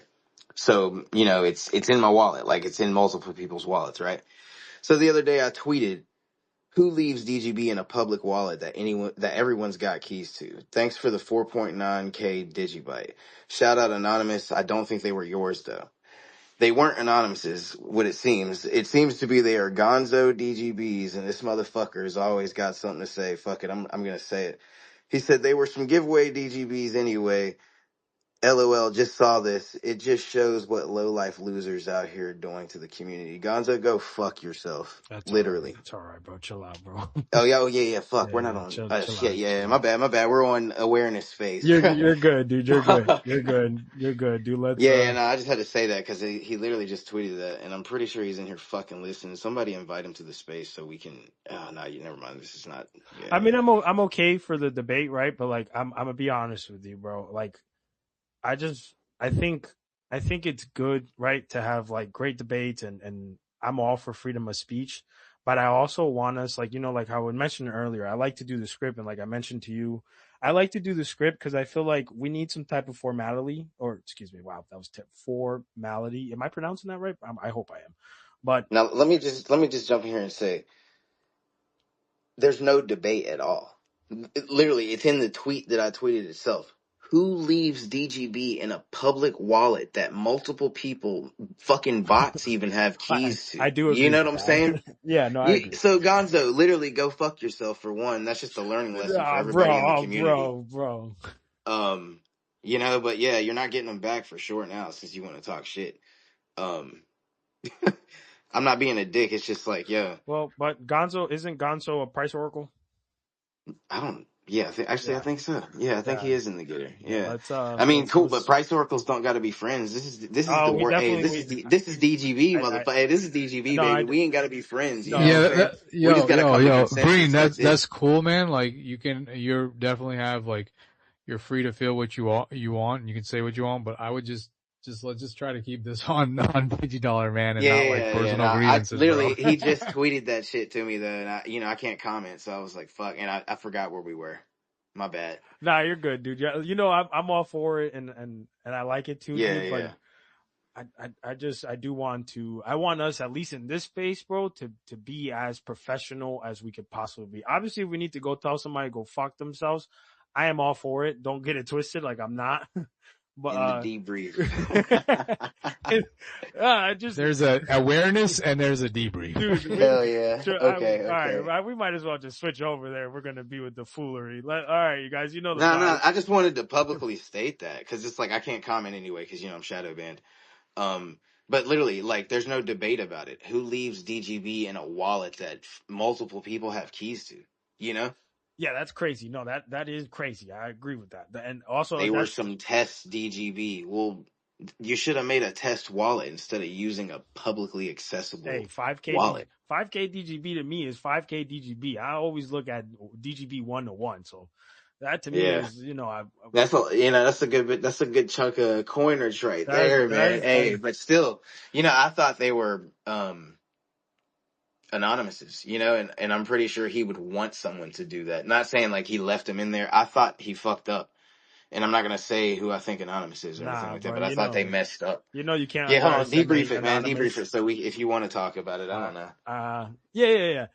No, we don't underestimate anonymous, bro. You know the Yeah, vibes. And yeah. also, bro, you gotta just save those for me, bro, because we're gonna see 49K. So wherever look into my eyes are, you guys already know. Just there you go. So you guys can pay me Nah, later.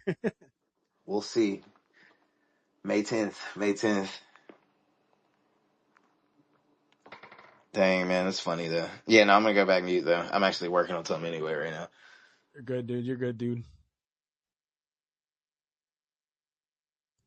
Yo, blind Dave, dude, Dave.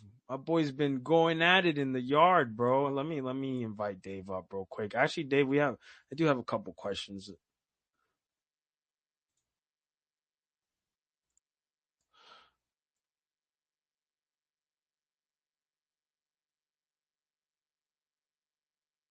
I do want to do a debrief, but we're all already here, so I think we're good. I think we're good to kind of keep it chill here, and we can speak our minds. Just green, you know, take it easy, my guy, just a little bit. Nah, yeah, I got you. You're all good, bro. We're good. I'm chilling, like if I did the same thing, I would hope somebody would do it to me. That's a learning lesson right there. But the lesson is don't just leave DGB laying around where, unless you know it's safe.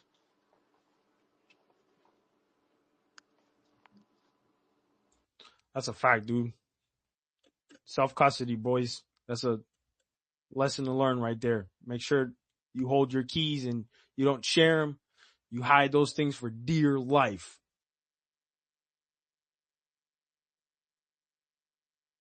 Again, what I do want to do is I definitely want to shout out the community, you guys. We have, I always say the marketing is in our space. It's a little tough. We're all volunteers, but as a community, us being able to raise that million DGB, like, dude, we raised 1 million DGB in less in 4 days. And honestly, it's only because Johnny and I were working on Digiscope trying to get everything right, and but if I would have let that thing go another day, who's to say we wouldn't have seen 1.2, 1.1 a quarter to 1.15, right? So I think for you guys listening out there, I think that should be one of the easiest things to really just repost. You don't even have to take it from my page. I'm pretty sure. Let me check on Digiscope. I'm pretty sure it's still up. Oh no, it's not. But you guys, YC put it up.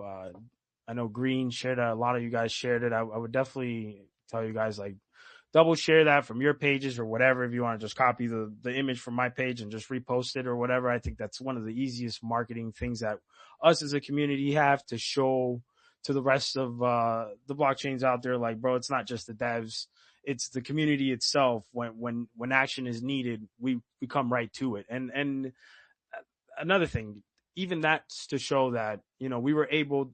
I'm not gonna disclose the donors, obviously, but I can tell you that there was about close to 30 donors. So with that being said, out of those 30 donors, I'm sure there should be some reliable people there that we can bring into our price oracles and have them become a price oracle. I think from this bounty, you could tell who had the conviction, and that we really do believe in this project, and we aren't just a hopium change. We're a hopium chain. We are a utility chain, a chain that is progressing and moving forward and changing the landscape of what it truly means to be decentralized.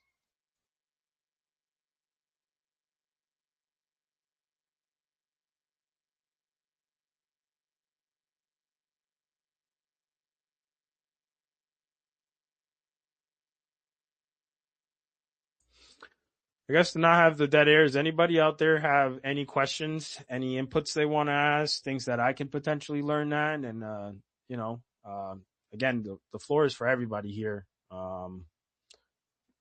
Just careful because green's a shark. A mega shark.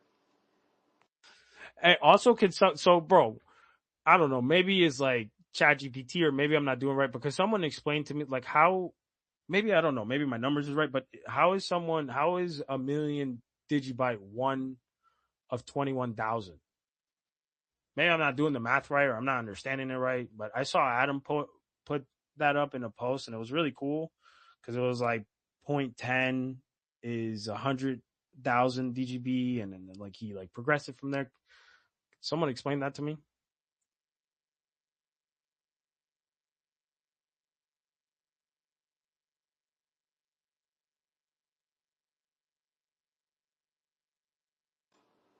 Wait, what'd you say?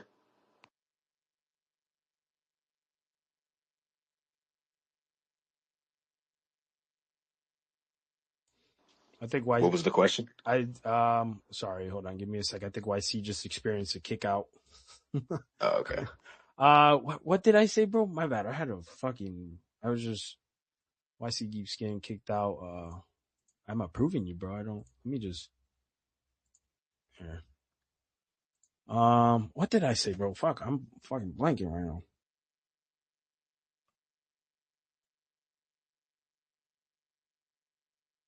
21,000, you get 21 billion. Yeah, that's So- what I was talking about. Yeah, dude. Thanks. That if you own a million, you're basically one of only 21,000 that owns at least a million. That's what I think he was getting at. If that's what you were alluding to. Yeah, I was trying to understand that because when he started with 0.10 for 100K, I was like, man, I just try to do things with ChatGPT, but ChatGPT was not messing with me today. He was like, "What are you talking about?"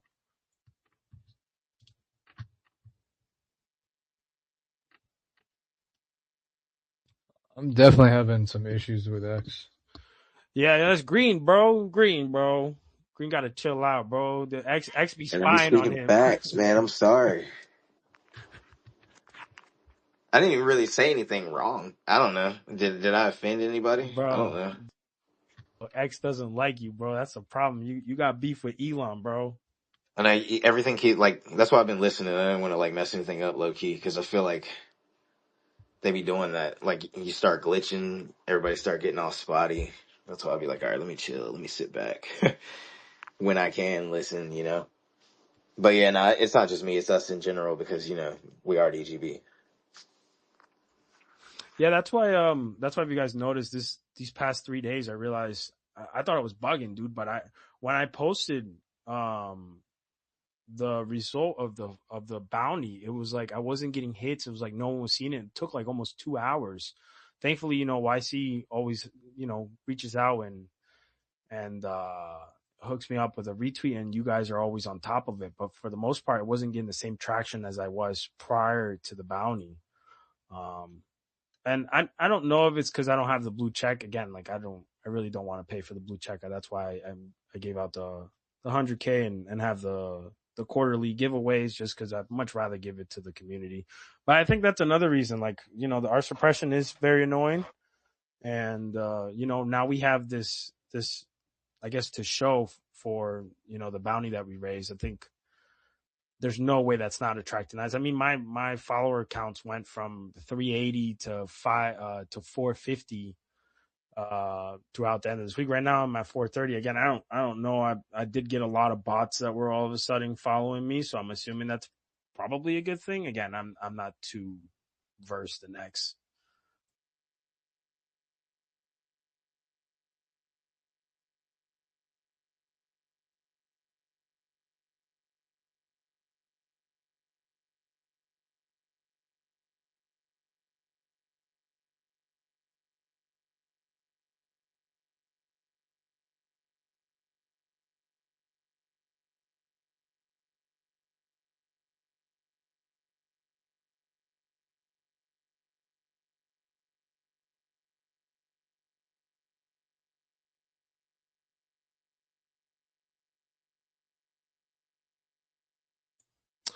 Um, I don't know if I should touch up on this, but hold on, I'm gonna actually.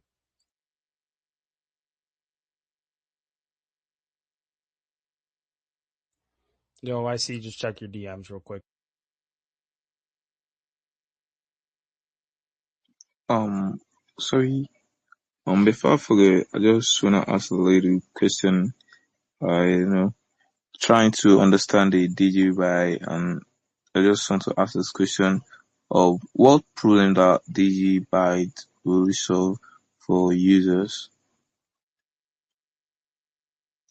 I'm sorry, bro. Could you repeat that again? I didn't really understand. The question is why what's problem does Digibyte solve for the users? Like people who are the users, the problem it solves. What problem does it solve? Well, it solves, manipulation, right? I guess that would be one of the first things. It is one of the only and truly decentralized blockchains out there. We're not controlled by any VC. There isn't an entity that holds over us, the bag or anything like that. This is free for everybody. Anybody can join. And now we're launching or soon to launch the world's first truly decentralized stablecoin that you mint by yourself, that you have full control and isn't something that is just made out of thin air, unlike USDC and USDT.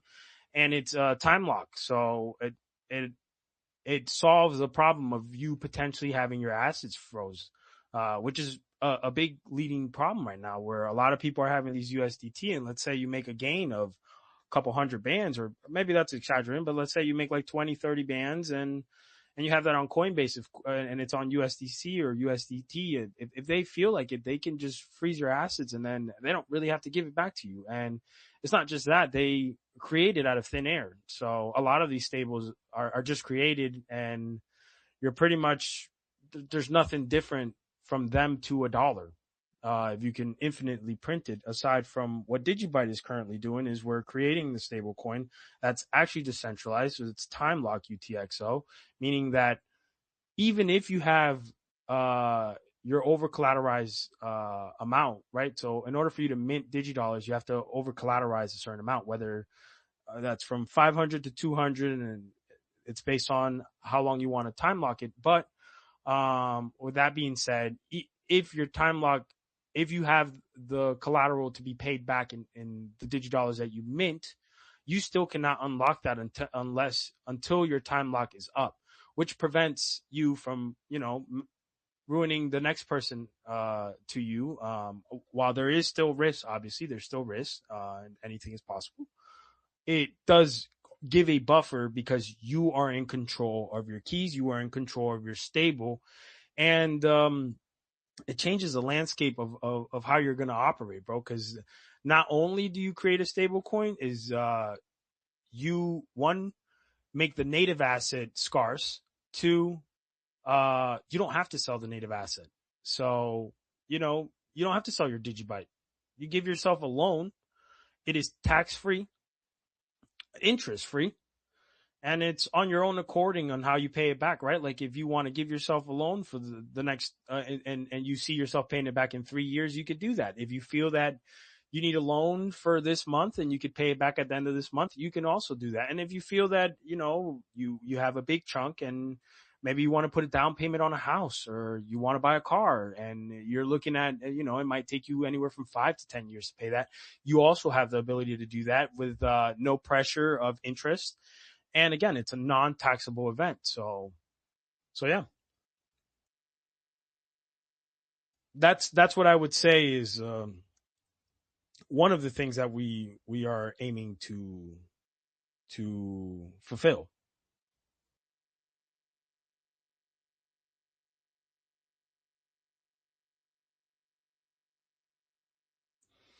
I feel like, yo, Green, I know we haven't gotten it, but can we get it this time around? The DigiDollar spiel. Bro, no, I'm like, I'm still sick, bro. I'm too sick for it right now. That's why I've been like really listening, but I'm like really in the background working at the same time, bro. Like, you got it though. I mean, yeah, you got it, bro. They get the gist. You know what I'm saying? Digibyte.io. Go check everything out. Go check out the testnet side. See what we're doing in the getter, but you don't even have to pop in the getter. Just go to the stat page and you'll see what's up, you know? Digidollar, no, let me not say that. What you want me to say, man? They get the gist. Like literally, do the Damn, bro, research and it's literally you forgot your undeniable, script. guys. You forgot your script, bro. No, I didn't forget my script. I'm just my mind is in like 5, 6 different places right now. It's straight, bro. Yeah, dude. V2, go check out the Gator, bro. Try out testnet. Obviously, you can also go to digibyte.io. If I'm not mistaken, if you guys want to correct me, but you can download testnet from digibyte.io, right? It sends you to GitHub. Yeah, it sends you to GitHub. You just navigate through there. I think it actually sends you To the Gator? nah, like if you're in Digibyte.io, I think if you're in the testnet side, it sends you to 9.26 side of Getter. And I think if you're in mainnet side, it sends you to 8.26.2 side. I think. I'm pretty sure that's how it would be set up though, like if you were creating a website. So I'm pretty sure just off of like kind of not even common sense, just yeah. But yeah, regardless, Digibyte.io will take you to GitHub if you want to go download anything or even just check out the repositories or the discussions in there. Cool stuff going on, you know? Hey, have you tried by any chance? What are they called? Lux Finance. Have you tried their? I guess their demo DigiDollar strategy thing. I haven't gotten a chance. You know, I've been fucking just uh Nah, I mean, vacationing and shit. I get the gist of those. You know, it's a strategy, you know, just a flip, you know, like, how long is it going to take you to do this if you abide by the plan and strategically use your DigiDollars and not mess them up? You know, like it all comes down to basically win-loss ratio though at the same time. Isn't that something you could technically do on testnet? Yeah, I mean, yeah, you could if you literally like, I mean, you really wouldn't even need to do it because the math is already there. You would need to do it Yeah, in real life, you know, like yeah. it'd have to be IRL on chain pretty much to, you know, see if it works because, you know, the market plays tricks on everyone. No one knows anything at this point. I mean, some people might know things, but no one really knows anything. And, you know, emotions will get you wrecked if you're thinking at it from a trading standpoint, trying to double your DigiDollars or, you know, increase the bag or create the reserve on the side. So, yeah, I mean, I've got a few strategies of my own. Like, not even strategies. I've got a few plans that I'm going to execute at certain prices, at certain times, after certain this, you know, all different types of parameters when it comes to business or me wanting to grow and create the digidollar reserve, using the digidollars to benefit the ecosystem and build things for the ecosystem, just all types of things, you know? So, I mean, like, yeah, like me personally, I got my own strategies. And that's how everybody should feel. Create your own strategy, create your own play, utilize this thing to the T, you know, utilize it how you want to, because guess what? The keys are your keys. When you mint the DigiDollars, no one can go redeem your contract behind your back or anything. The DigiDollars aren't tied with serial numbers, so you don't have to have the exact DigiDollars that you minted to redeem with.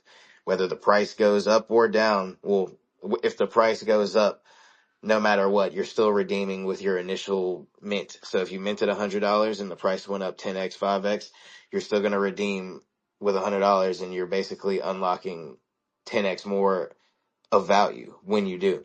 The downside's a little different depending on what the network health score is or ratio is. So anything under 150, there's a, what is it, 10%, 20% extra collateral needed. 150 to 120, 119 is 50%, then 100 or lower is what is it? That's just like no new mints can happen. People, you know, and then people who are trying to redeem, there's not a penalty, there's not it's an incentive for people to weather the storm and for other security measures that it costs a little bit extra in DigiDollars to redeem the contract. So let's say the network health score went down to 135. Well, that's 20% collateral more that you're going to need. So let's say you minted 100 DigiDollars. Well, now you're going to need 120 DigiDollars because the network health is a little low. And, you know, we have to keep that not strategic, that, reserve, that proof of reserve on chain and make sure enough DigiDollars and Digibyte are, you know, in collaboration to have minted those DigiDollars and for it to, you know, because all these other places and these stable coins and this and that, banks, whatever you want, everything. There's no real proof of reserve. Well, guess what? StatPage is going to show it, and in Core on chain, it's going to show it. There's going to be proof of reserves with the DigiDollars, and they're going to be over collateralized, guys. Over collateralization, baby. Like, yo, I'm lit. And now to hear about this new, removing the private keys, I'm even more lit. So I don't know about y'all, but it's time to lock it. Well, it's been time to lock in, but lock in. Self custody. Do some research. If you're new to the community, or if you're new to crypto, or if you're just trying to buy some shit because the number goes up, do your research. If you like what you see, download Core Wallet and go buy some more. You know, that's what I tell everybody. You know, $10, do some research. If you like what you see, get more and figure out how to get safe. Self custody. That's all I gotta say though. Damn, you got me. There's my spiel, man. You got it out of me. There we Got it go. out of There me. we go. Hell That's yeah. 100% correct, you guys. So get your Digibyte Core wallet, dude. Self custody. Green and I, we know the vibe, bro. We can't stress that enough, bro. Not your keys, not your coins. And another thing I wanted to ask, I don't know if you guys know. So is that Anthropic thing for GitHub? Like, is there a time date on that, or we're still actively looking for the 5,000 votes? Because if I'm not mistaken, dude, that would give us 6 months. So on top of what we already funded, it gives us another 6 months of AI. I've got And no clue. Just so yeah, I don't know the answer to that.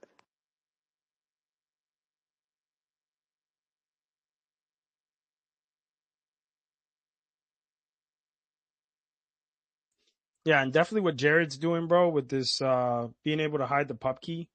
What we're gonna do here, bro, this is such a game changer. I don't think it's hit people like that yet, but as soon as YC sent me that, bro, that shit's insane, bro. I'm really excited about that because we did have, while it's only 15 seconds, right, and especially when the transaction's happening, it's 15 seconds for quantum could potentially be like hours, right? Oh, I don't know. Wait, what was the question? Like 15 seconds? Are you talking about the reference of Jared's video earlier, Yeah, or just the in like general, like arrest, the like reference in general? yeah, no, like arrest attack when he was talking about the rest of where the real public key is already known. Yeah.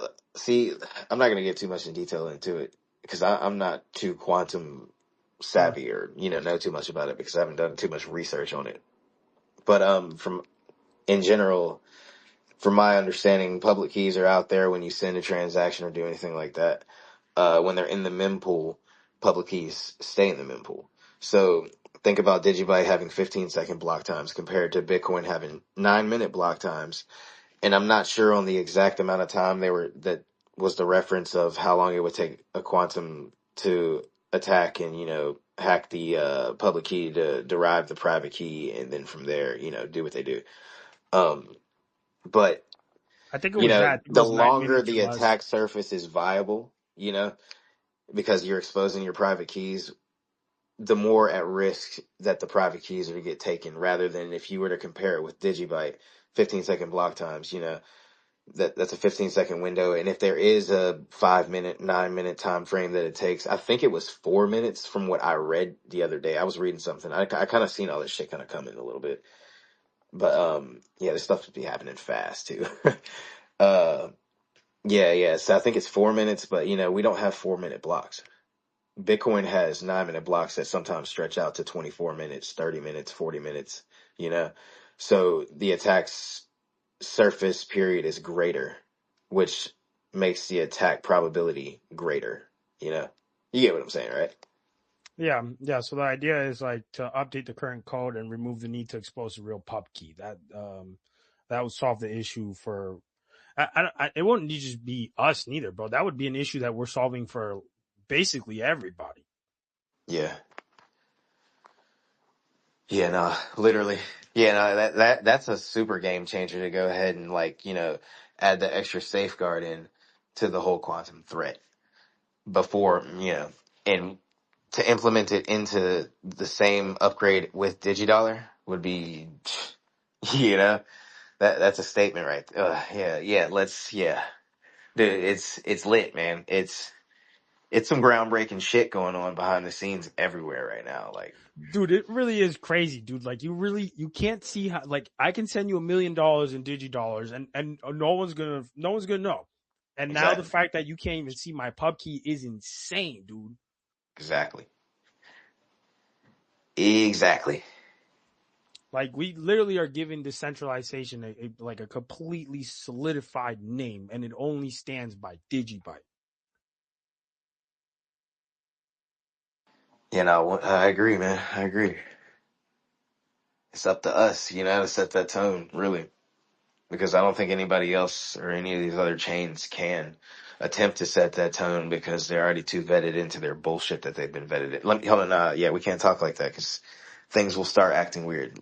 But yeah, Yeah, you got YC kicked out, bro. so, but yeah, nah, like in general, we're the ones. We're the only ones that can fully attempt this world's first truly decentralized stablecoin in AI's opinion, in everyone's opinion, and in the codes, in the just the opinion. Literally, we're we're the standard. Well, we're the standard. So it's like we'll be studied rather than like it's crazy, man. It's crazy what's coming. It's and crazy what's cooking. and we're the Literally. saver. And we're the saver, dude. If you look at our budget, we are the saver. We're always 10 steps ahead. We're always Yep. solving the fucking problem. Which, DigiShield, everything. yeah, everything, dude. It's we're always ahead of schedule, and it is frustrating the suppression that we have, but we could beat this. And I'm gonna go ahead and fall back into, if you have conviction, if you guys are listening to this, you have true conviction, you truly believe in the utility, right? And you're not about price, because we're not about price. We're about what it aims to solve, what the utility aims to solve, then you should heavily consider learning how to become a price oracle. And if you're going to, obviously, we're decentralized, fully volunteered. So we want it to be as trustworthy as possible if you're going into this for the sake of our future. But yeah, dude, be legendary. I named this space, be legend. Another thing is, like, bro, you will be one of 15. One of 15, bro. Like, that's insane, dude. One of 15 price oracles for a stable coin is insane. Like, I don't know. Maybe I'm bugging out, but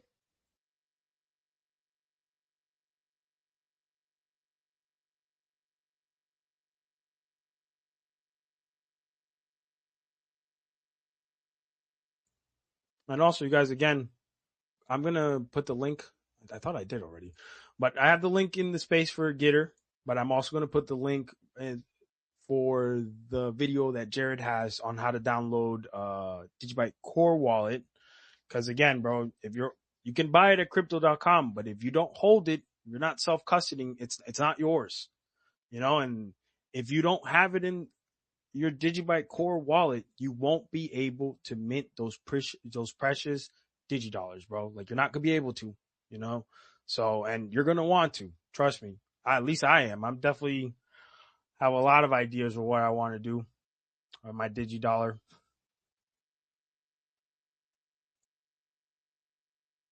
Yeah, same. Same. So as far as strategies go, don't you want to like lock up as much as you can when you think it's pretty much closer to lows, because the, the odds of going lower is, you know what I'm saying? It's not as great. I think that's the beauty of where we're at with our locks, right? Because, like, maybe for some people it might be beneficial. Like, I'm not gonna hold you. My strategy changed a little, considering, like, the fair market value, right? Like, if Digibyte hits its fair market value, which I believe is $4.37, which would be the exact market cap of XRP right now. I think I would probably want to lock up at a longer rate at a higher price. But knowing me, I'm gonna go full fledged. Probably gonna do a 10-year lock for the community in general, just as my own personal commitment to, basically creating some type of scarcity. But to answer your question, I think to each his own when it comes to that. I think that's the beauty of the time lock, right? Like, if since you can have up to 10 volts, right, Green? If you want to correct me on that, but I'm pretty sure you can have up to 10 volts. You can have And as many volts as you want. There's probably like a cutoff after a certain amount that like start making the the client act weird. But I mean, well, I don't know. I haven't tested like how many fucking volts I can create. But yeah, you can make more than 10 though. You can mint more than 10 times inside of one wallet. I'm pretty sure there's. I mean, I don't know the exact amount, but yeah, it's definitely way more than 10. Probably more than 20. Probably more than 30. Probably. I can't even give you an exact number yet because I haven't tried it. so yeah, dude, even at that, if it's like, I think 10 is a lot of time locks. Either way, if someone can handle more than 10 time lock, you guys are fucking geniuses. But yeah, I mean, if it's like 30 time locks, right? If like 30 times you can have a vault, like, bro, the strategy is basically unlimited because you could piece it up. Like, all right, if you want to do 5 at, let's say hypothetically we're at a penny, and you want to lock up at a penny, and who's to say you're not going to buy more Digibyte though? Like that's another thing. Like I would assume that that would be the premise for a lot of people. Like, get your DigiDollar and probably just buy more Digibyte. I mean, I would look at it like that, since we're still currently mining, and we do have to keep in mind that there will only be 21 billion ever in existence. So I think I think a majority case would be that people would probably do one time lock to just acquire more Digibyte, to potentially unlock your mint later in life at a better price. So yeah, I mean, it's hard to answer like what is the best price. It's really up to like what you decide to be your favorable price. I think you can even do like every 10 cents. Every 10-cent raise would be a pretty cool strategy if you make it all the way to $1. And, you know, you, no, I don't really want to say strategies. I don't want to get in trouble. But you guys know what I'm trying to get at.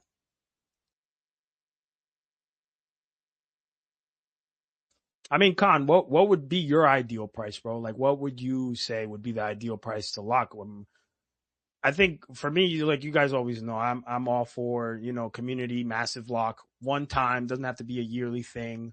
Again, it doesn't promise price action, but it does promise scarcity. That's one thing's for certain, that while we can't promise a price action, we can promise that those coins aren't going to be available to the market just to trade or anything for that matter.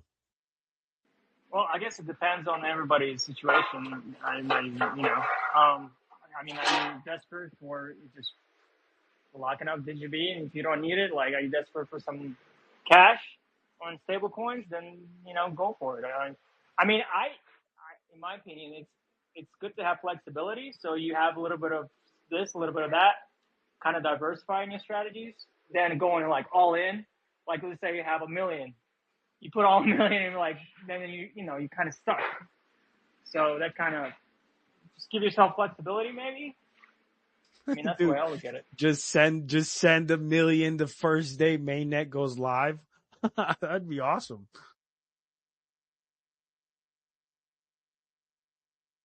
I mean, another thing would be like, we have to keep in mind too that a reality could be that DigiDollar will be scarce too. Because if price action goes up, I don't think I'm going to get rid of my DigiDollar. Again, like I know you guys have heard me say in the space, like my thing is I would probably want to loan my DigiDollar later in the future. I just want yield, bro. I just want passive income with mine. Well, that's not all I want. I want to build things that are also going to bring me other things to pay off other reserves and vaults. But yeah, dude, 5% a year, like literally just, I mean, really, well, yeah, it depends on how much you got, but 5% a year, dude. Like, at certain prices, at certain Oracle prices.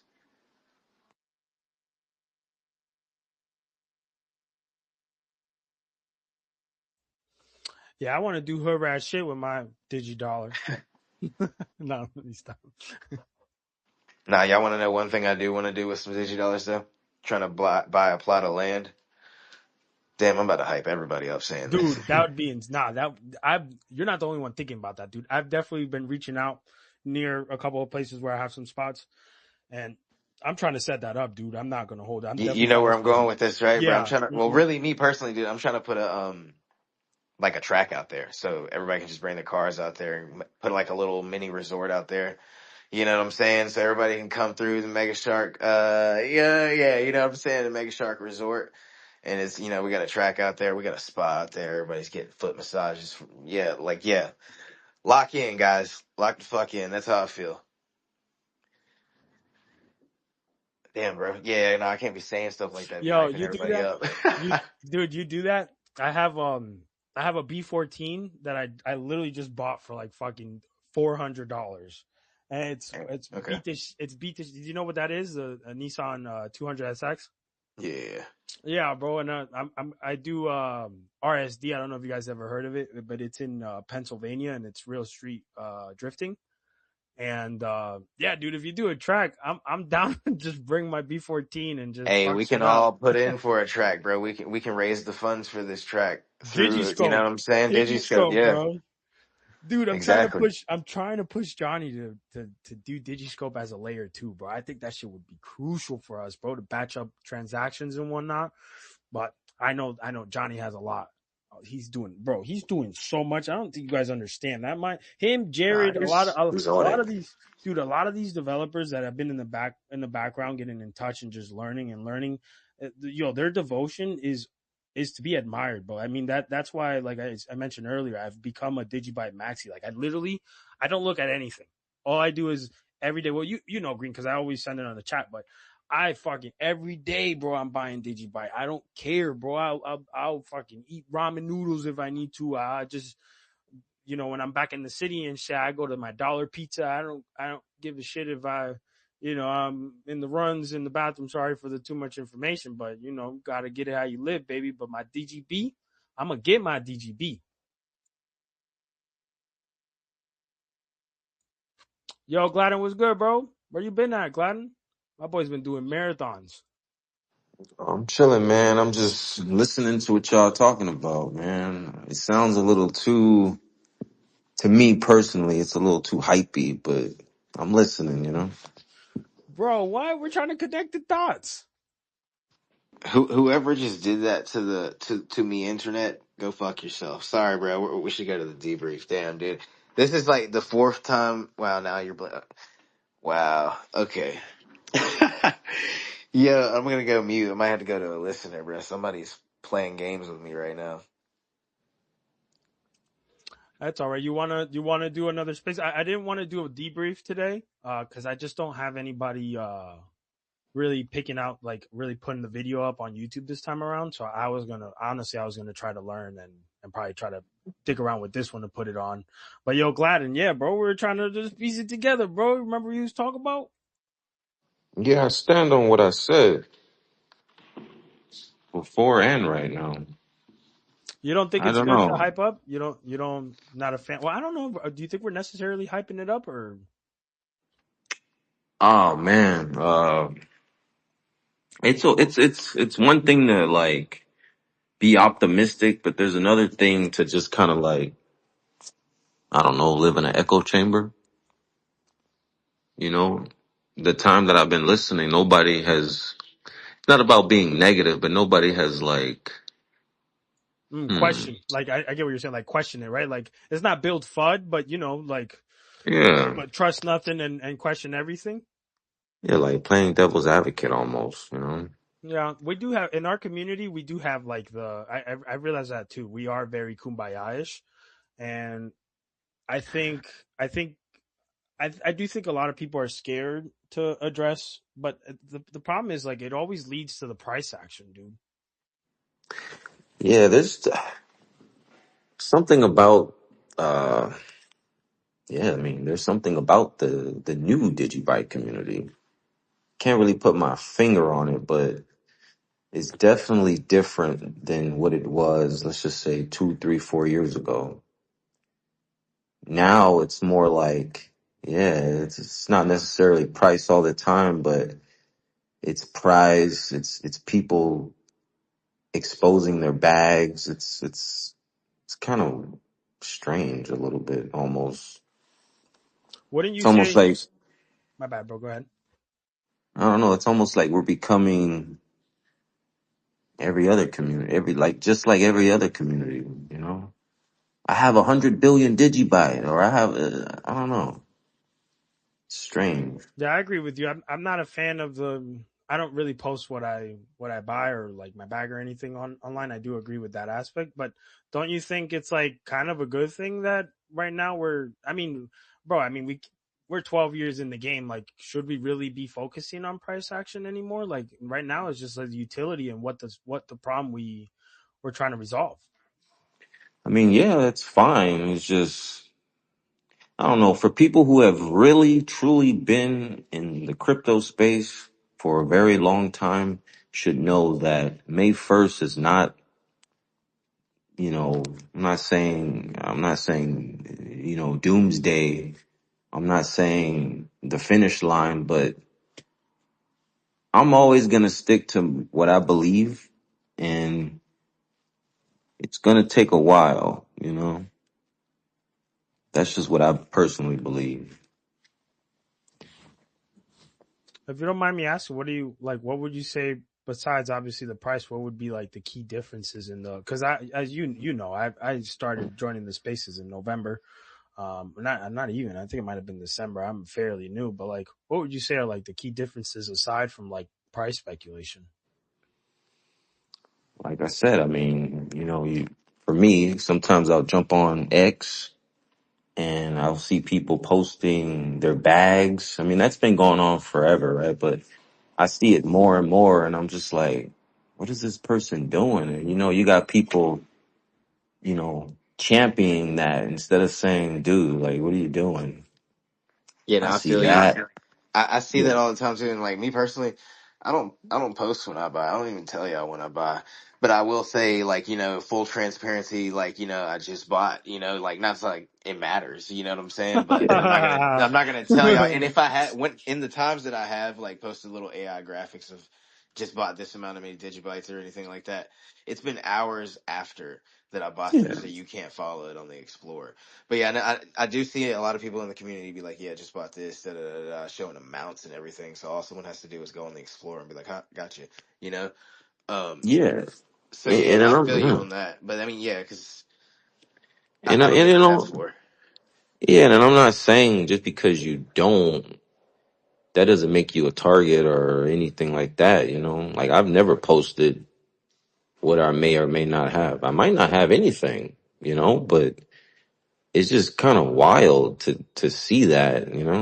You see that a lot in like the Bitcoin community or the XRP community or like, I mean, the Sheeb community back in the day and Doge and all that. It's a form of marketing, and they're trying to push. Since I bought it, you have to buy it. It's one of those things. I mean, it kind of works for newbies. But Yeah, yeah, it's a necessary evil. People do what they want to do. If they want to post their shit, let them.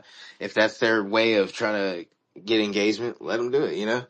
Because people are going to buy the shit regardless. They're going to, do what they do regardless. The only thing that matters is if people are kind of in it for the right reasons and actually holding their keys, rather than sitting on an exchange, just like waiting for number go up. Because I mean, like, just like you said, and then also to reference the video that Jared posted earlier with the quantum things that we're adding in now, or looking to add in, and that the deadline might not be May 1st officially now, but I mean in general, the price part doesn't matter. Hmm. How do I say this without? Yeah, we got to do a debrief, bro. I Well, can't. I no, can't. I no, mean, bro, it's you're too good. late to do You're a good. debrief now. Yeah, Really, you're good. I think we're good. I think what I do think is what we have to keep in mind is digidollar isn't something we didn't start working on this last year at the beginning of the year. It's been in work since since 2020, if I'm not mistaken, or 2019, right? It's been in work for like 4 years or 6 years, something like that. I might be wrong, but I know it's been in work for a long time. And I think the delay, I could see how some people might not take it right, but I think these are the problems with the messaging. I think it just takes a little, I guess, motivation on the investor's own part to just reach out and learn like the true reason why this delay is happening, right? Like, because the delay, what Digiswarm is going to implement right now is bro, they're hiding your pub key. Like that doesn't exist. That's even if there's a delay. Who's to say AI won't kick in again? You know what I'm saying? And be like, oh shit, this happened. This solves quicker than normal. We're back to speed. You know, who's to say that? You know what I'm saying? AI won't just take us to the fucking stratosphere and get Yeah. that thing finished before May 1st, right after May 1st, on May 1st. I don't think it really matters. You know, the only thing that really matters is this thing hits mainnet. This thing works. We prove and make that motherfucking statement that it works. And then everybody can do what the fuck they want to do. You know what I'm saying? At that point, you can do what you want to do at that point. Not like saying like, oh, everybody's going to leave X and just ghost everybody or just, you know, like shit on everybody or anything like that. Literally, you got the keys now. You got the freedom now, you know, go mint your own freaking stable value unit and get to work, you know? But yeah, that's how I feel about it. Like May 1st, the day before, 2 months later, it doesn't really matter. The only thing that matters is as long as it works. But you know, like, but I mean, I'm in the getter. I'm in Oracle. I'm in testnet. You know what I'm saying? I've used it. We're about to go to RC27. So it's like, I know how good this thing already works so far. You know what I'm saying? And it, you know, if you go in, if any of you were just to go in the getter and actually download testnet and actually try it out, you know what I'm saying? You'll see like, dang, this thing's pretty good. You know what I'm saying? I'm not seeing anything really wrong with it. You know, you're gonna realize, you know, so it's like Hmm. none of this shit matters right now. The only thing that matters is locking the fuck in, getting what you need to do, prepared for when this thing does hit mainnet and when the activation does hit. So yeah, there we Yeah, go. and I'm all for that, you know. But wake me up in May of 2027. I think we'll That's all your be prediction. surprised. I think I, we'll all be I like a surprised. prediction, but just I don't know, man. I'm just wired to think long term, you know. Like as we know, life is hard, you know, and it's almost designed for you to quit, for you to give in, for you to tap out. But the only thing that you can do is take all the hits and bruises because, that's unpredictable. You can't predict, a person, coming back from adversity. So it's just keep on taking the hits, you know. Wouldn't you say that us Digibyte basically did come back from adversity? I mean, we've uptime is 12 years, bro. What other blockchain has been that long besides like No, I'm Bitcoin? talking about like people individually, Mm, you know? okay. Yeah, people individually.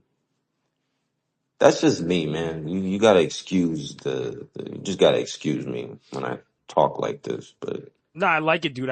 That's a lot of the things that I like definitely I guess champion for too in this space is for that, right? Like yeah, believe nothing, question everything because if we don't have questions then how do we educate? yeah, yeah. And I also believe that, uh, a lot of things are a lot of things are in place to throw you off the scent of what's real, you know? So I would keep that in mind as well. Do you believe Digibyte is 1 to 1? One Digibyte is one Digibyte? I believe Digibyte is special.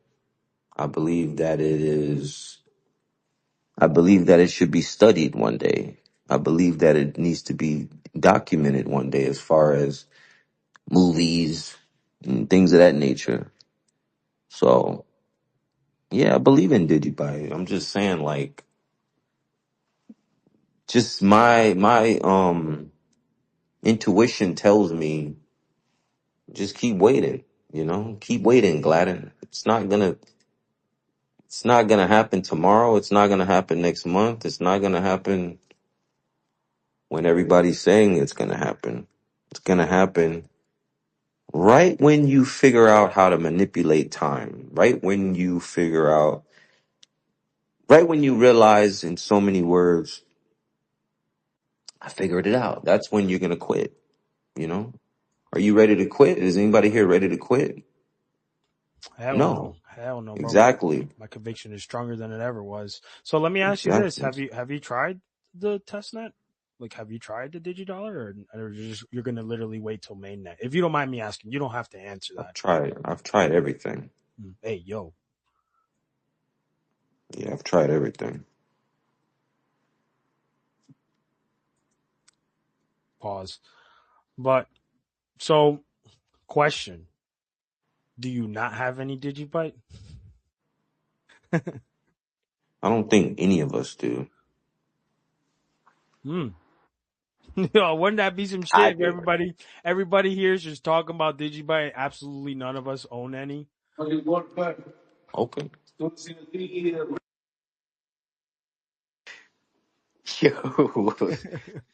Yo.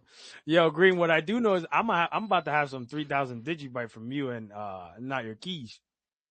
Or look into my eyes. I said not your keys. My bad. Look into my Not eyes. your keys. Nah, man. I don't know. We're gonna see. What day is it? It's okay. So tomorrow is April 1st. Tomorrow is April Fools. Oh yeah. Let's go.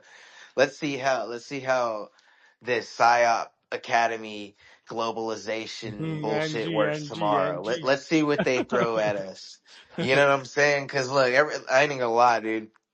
No, I can't even say that either. I tweeted it. If y'all can figure out what I'm saying, I mean, most likely you figure out what I'm saying, but why I'm saying it, you won't know it because I can't say it. Because, yeah, weird things will start happening. But yeah, you'll see. I mean, not even you'll see, we'll see at the same time. Green wants me, man. Nah, look, but yeah, like, April Fool's is tomorrow, though. It's pretty crazy. Today flew by, too. Like, the guys were like, push it, make the time go quicker. We need tomorrow. Make it go. Oh my gosh, yeah. It'd be funny though, like Yeah, dude, if they drop it tomorrow, that'll be fucking hilarious. it'd be fucking hilarious, bro. Because everything, yeah, fucking, I'll say everything looked pretty bullish right now. DGB looks a little bullish on a chart perspective. Bitcoin's back at like, hold on, I haven't even looked at a chart. I glanced at it like 30 minutes ago. Let's see. Okay, Bitcoin is at 67.7, technically 67.8.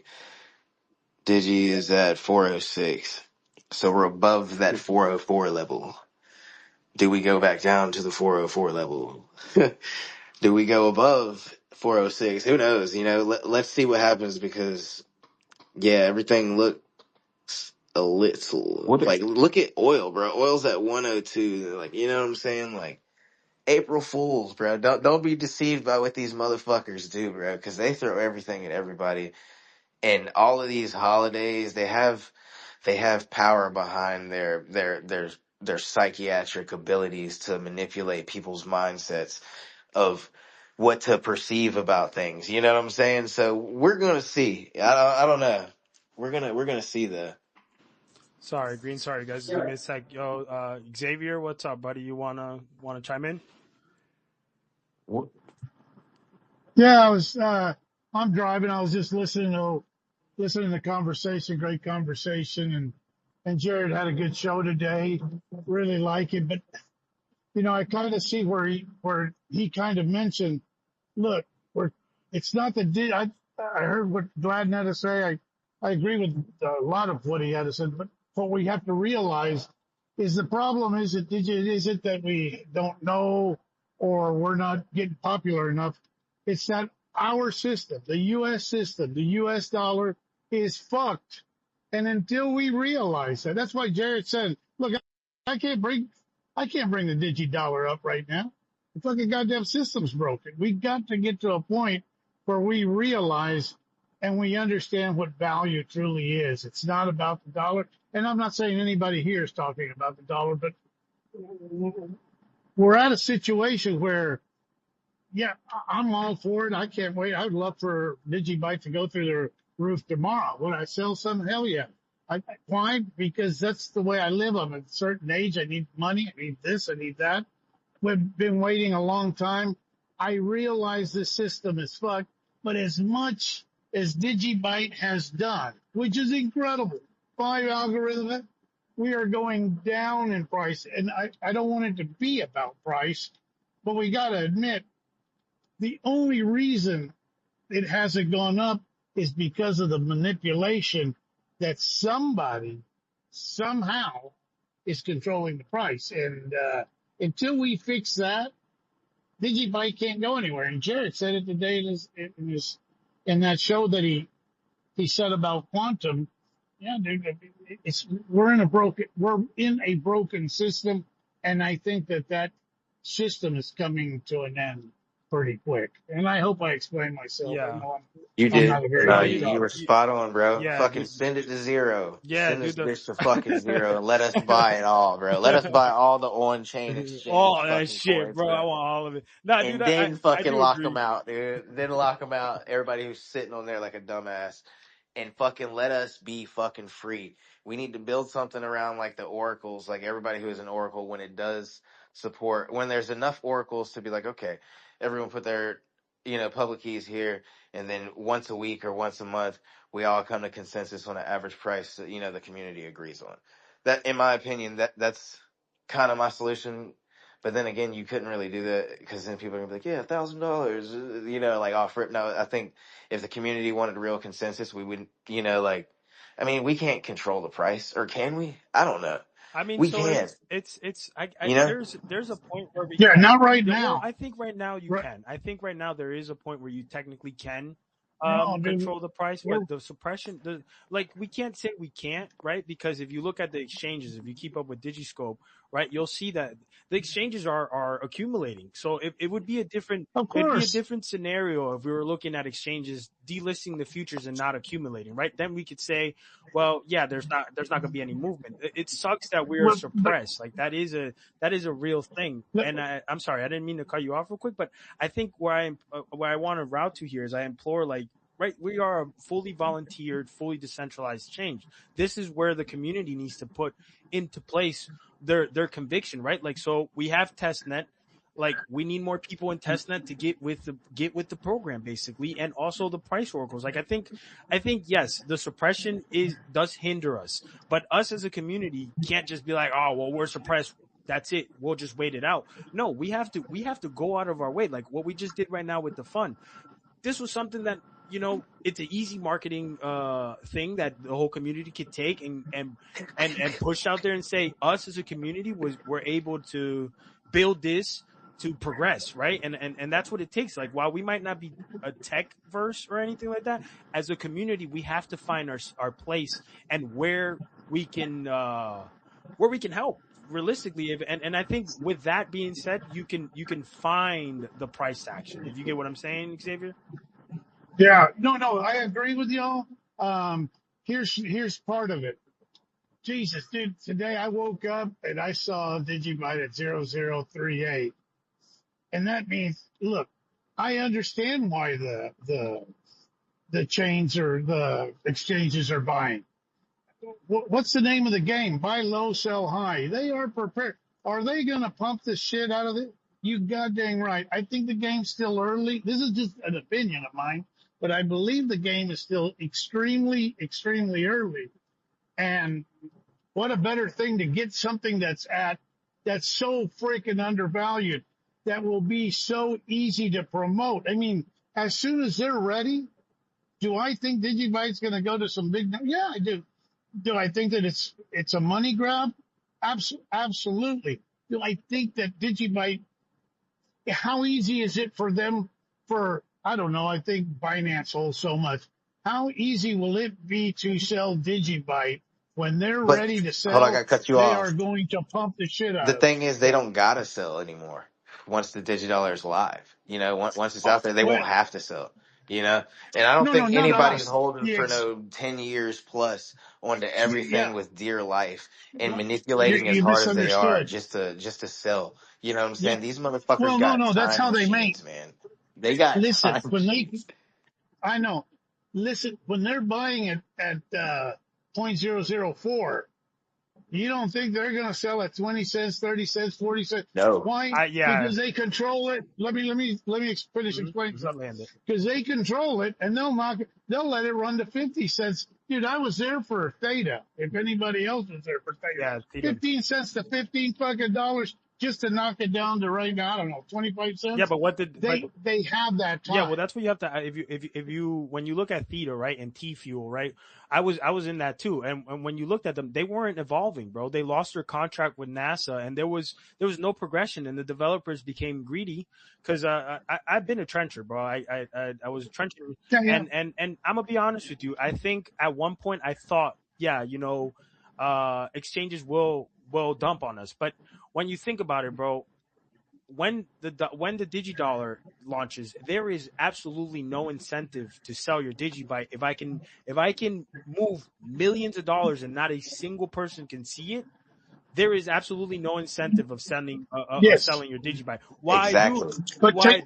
take a look at it from the exchange point of From the view. exchange, though, They they got still don't in gotta for sell. wait. Hmm.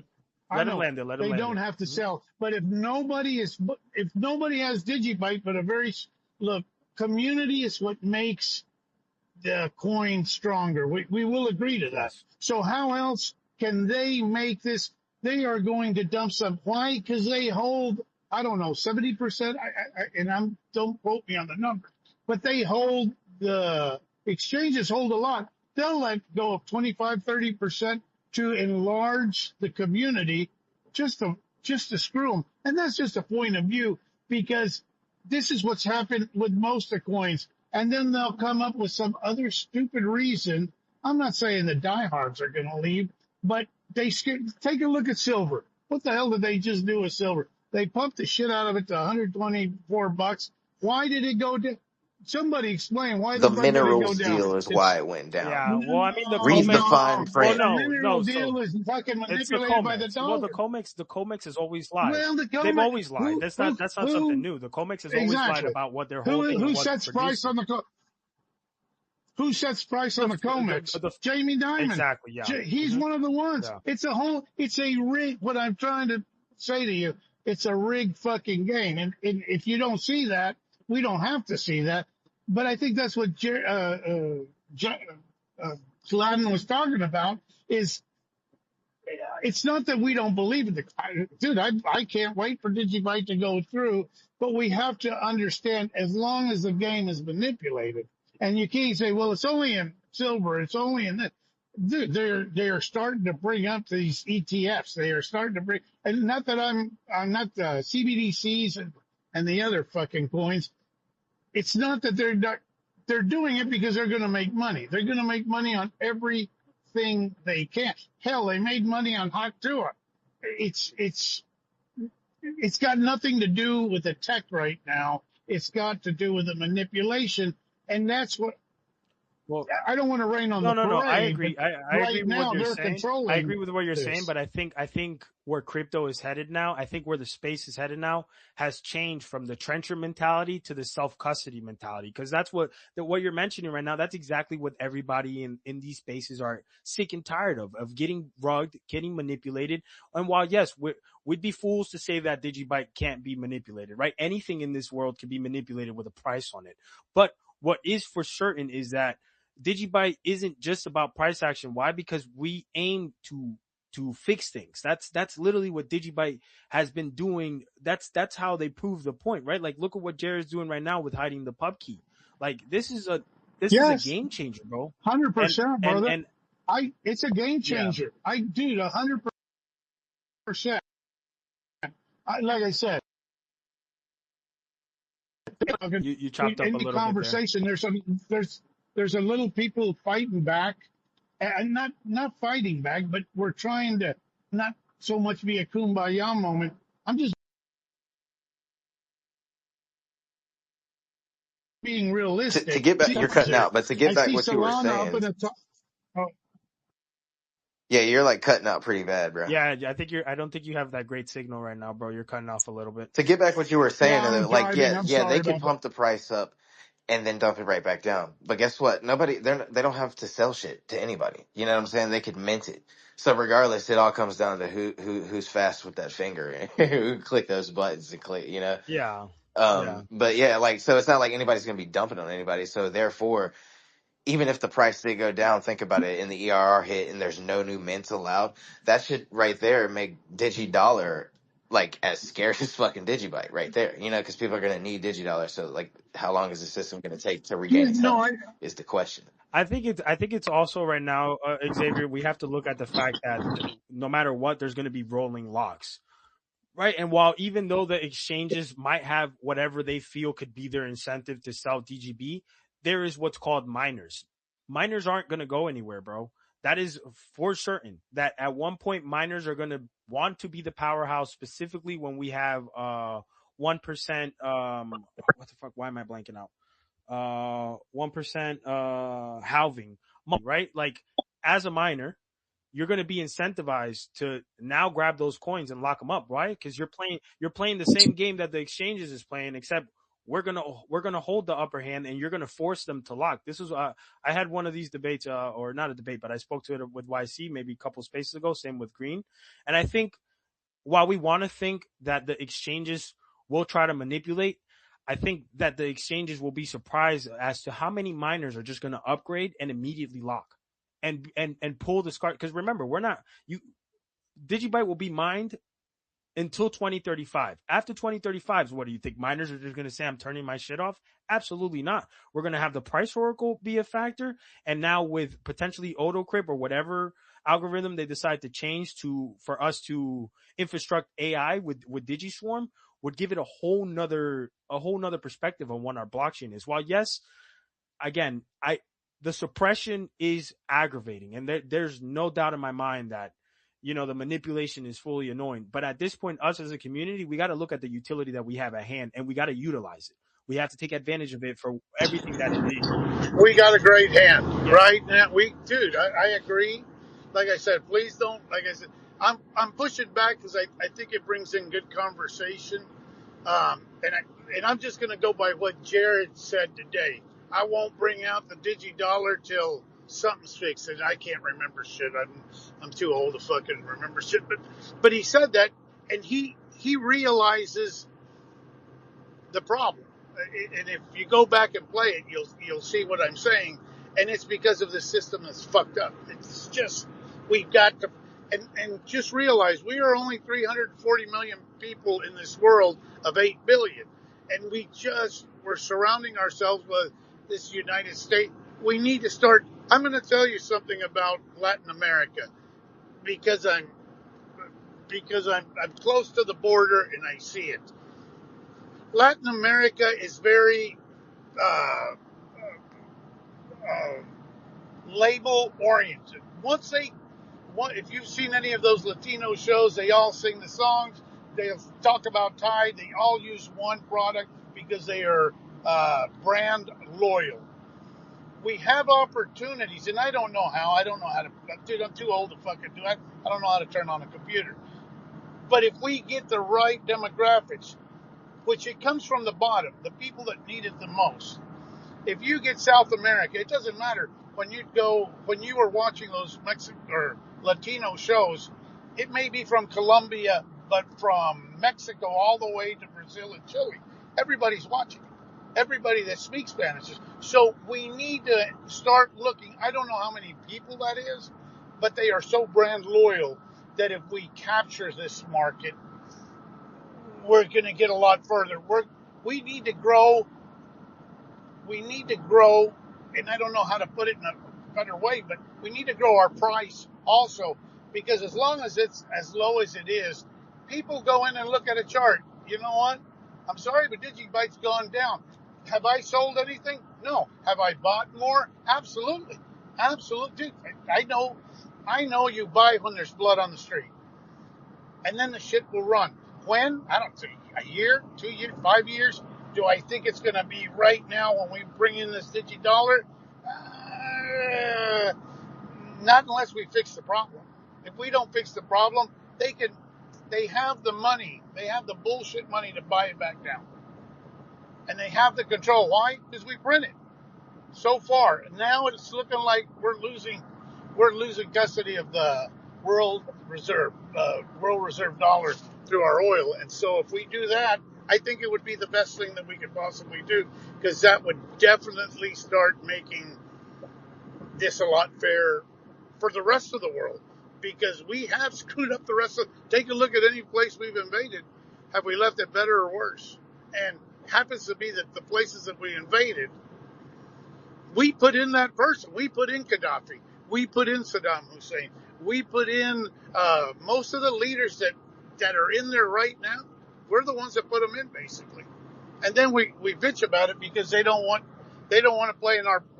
Dude, we got a printing press that just keeps devaluing their dollar. Oh, we just keep printing ours. And I'm sorry if I overran it. I just wanted to. I love this discussion that we're having, but I'll start to listen. Nah, it's cool, bro. I agree with you too. Yeah, like there's a lot of things that we hinder ourselves, but that's why again, like I do like the playing the devil's advocate because we need that, right? Like that's what I was saying to Gladden earlier. Like I do want that. I want the trust nothing and question everything.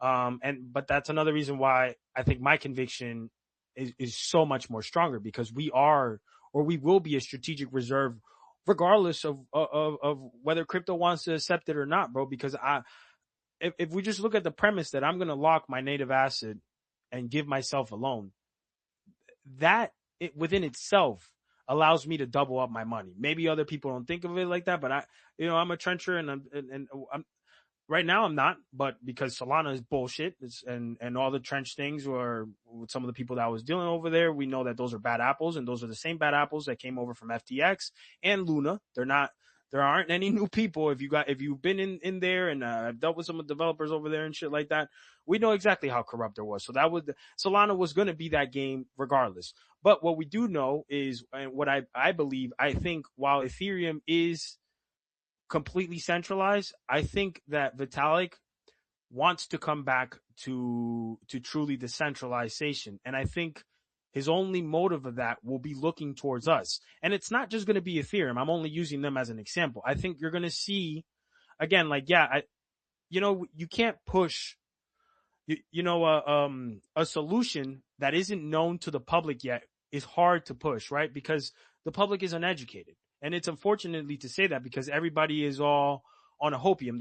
Your average retail puts a little bit of money and they look at it like, oh, it's at a penny. If it hits $1, I become rich.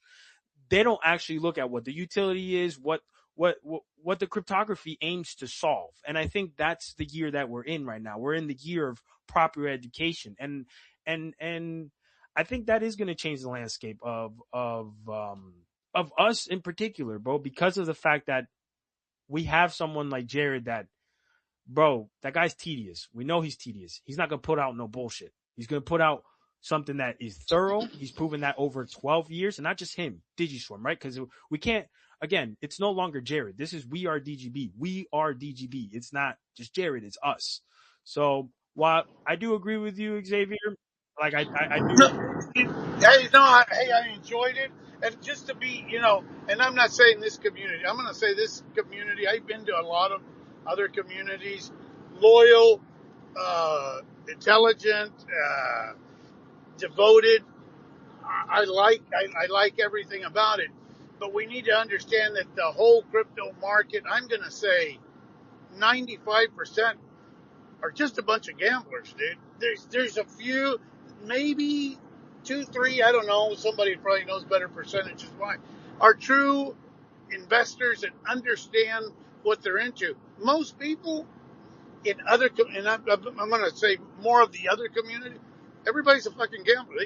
If you ask them anything about their coin, they know nothing. They know nothing. It's all kumbaya. Let's sing and let's go in and let's bump it up. But they have no idea. This is probably, I've been in this community for a long time. I've been the train wreck, I guess, for a long time.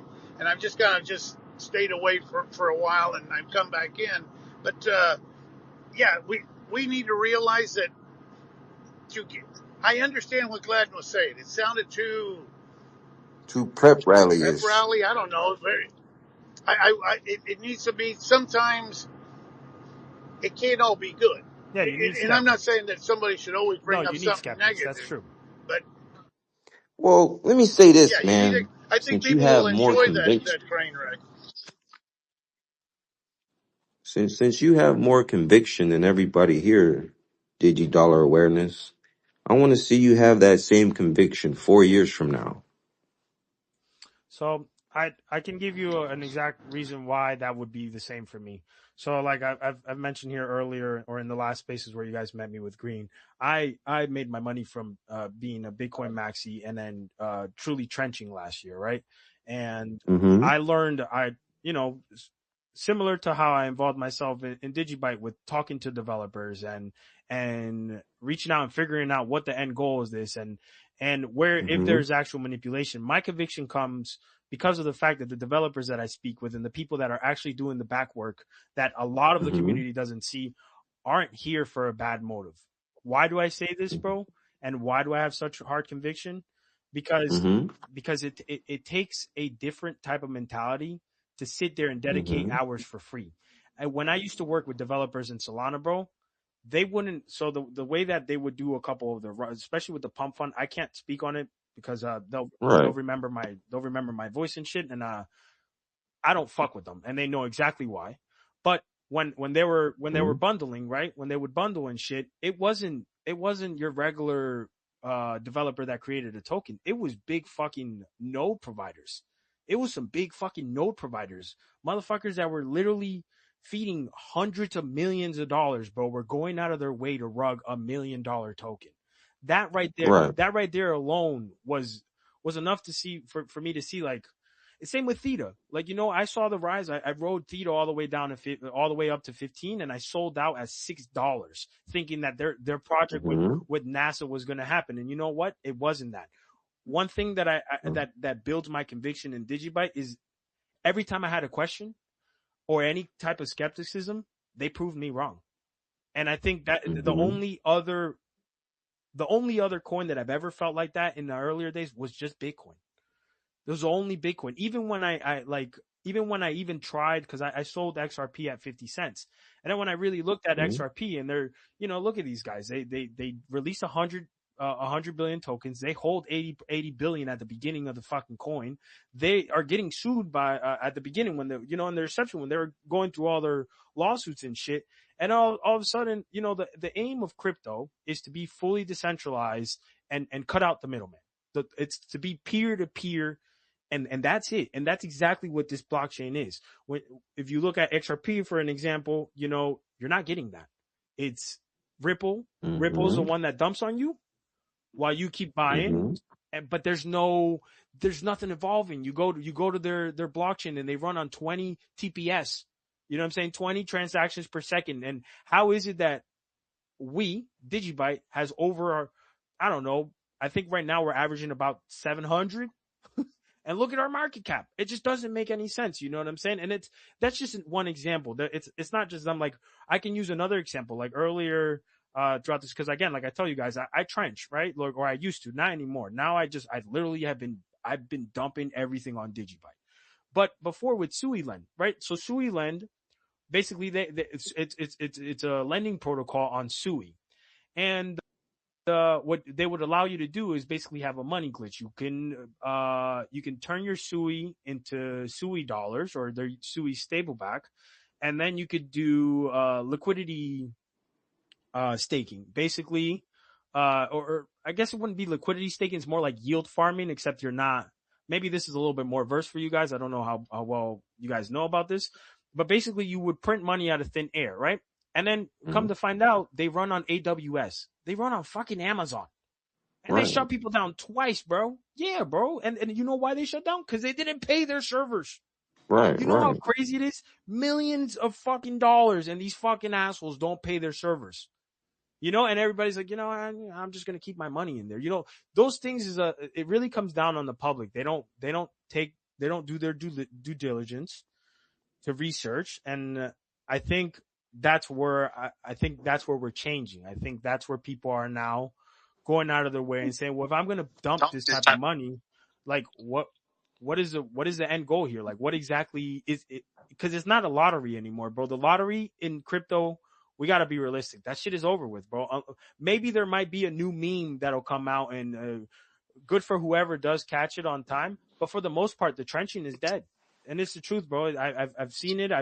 Sometimes I go back to Bullets and I try to put the Nova bot, and it's dead. It's dead. Whether you look at Sui, even if you look at Tron and their trenching, Tron never even made it to become a trenching protocol. But yeah, my conviction is because Digibyte is 1-to-1, and at the end of the day, But it's true peer to peer. And Gladden, you could be wherever you're at in the world, and I could send you $100,000 through DigiDollar, and only you and I will be able to know that. No one yeah, else. I mean that Great, sounds great. You good. know You what? Good, know, that's great conversation. Here, I know how to bring Blind Dave up. I'll fuck up one of his sayings that he always says things that are really, really intelligent, and I try to repeat them, and I fuck them all up, and so he has to come back and straighten out what I think that he said. But he said, and he's mentioned this to me before and mentioned it to other people. He goes, "You got a good coin? Okay, name 3 things that your coin needs help on." mm, Mm. And that's what if we truly, we can't just always look at the positive. We also have to go, are we weak in something? And I'm sure I fucked it all up. It probably didn't even come out anything like what Dave says, but it goes with that gist. It's not just looking to improve yourself. You've got to look at your weaknesses. I think that's what Dave was trying to bring out to us. yeah, yeah. Oh yeah. I mean, like I said, the conviction part, it's very convenient to say what you said right now because, your refrigerator might be filled with food. You might have an 800 credit score and your bank account might be whatever it is right now, but that doesn't change the fact that we don't know how bad things are going to get. So where will your conviction be then is what I'm trying to say. I'm not talking about, I'm not talking about when life is good. I'm talking about when life is bad. We all have this thing where, I'm going to lock up this and I'm going to lock up that and the DigiDollar. It's like, yeah, but you only say that because of what you may have today. You don't know what could happen tomorrow or the next day after that or next year. That's why you got to play the long game.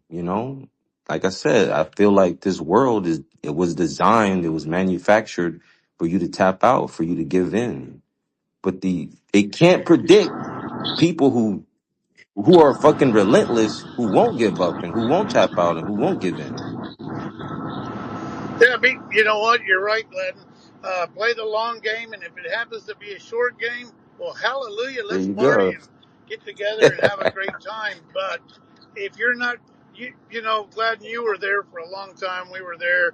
There are a bunch of people in here that was there for a long time ago when we used to have it out, and I used to it wasn't that I guess I'm just always argumentative, but I would bring up other points. That's what strengthens this community is that no matter what you have to say, you're allowed to say it, and that helps.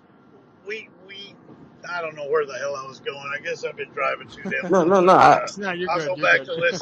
I understand where you were going with that. It's best to bring up, a lot of people are just, they could be Digibyte maxis or Bitcoin maxis, but it is kind of best to, diversify so you can be in other communities, so you can kind of know what struggles and heartache they've gone through.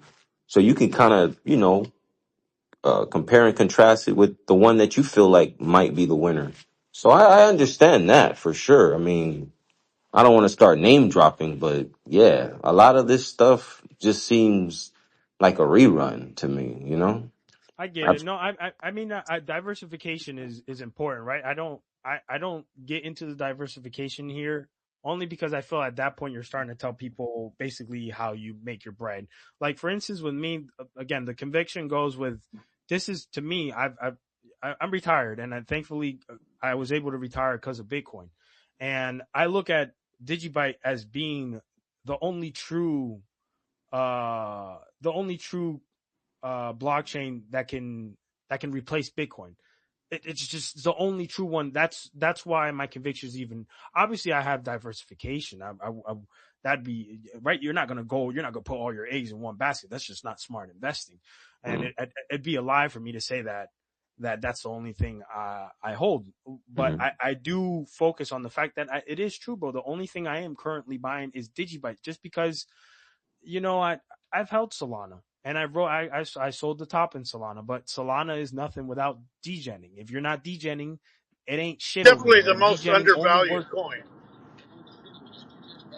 Well, Digibyte, of course Yes. it is, bro. I mean, it's undervalued, it's underappreciated, and it's just misunderstood. And it's only because I do want to point out what I believe is our weakness is our marketing. I think that we just lack in marketing. I don't think that when you, so I think it was you, Xavier, or somebody mentioned, like, what are the weakness? I mean, it's really hard for me in particular to point out weaknesses in Digibyte besides the marketing, because if we're talking about utilization, utility, and what it aims to solve, it's the number one in crypto.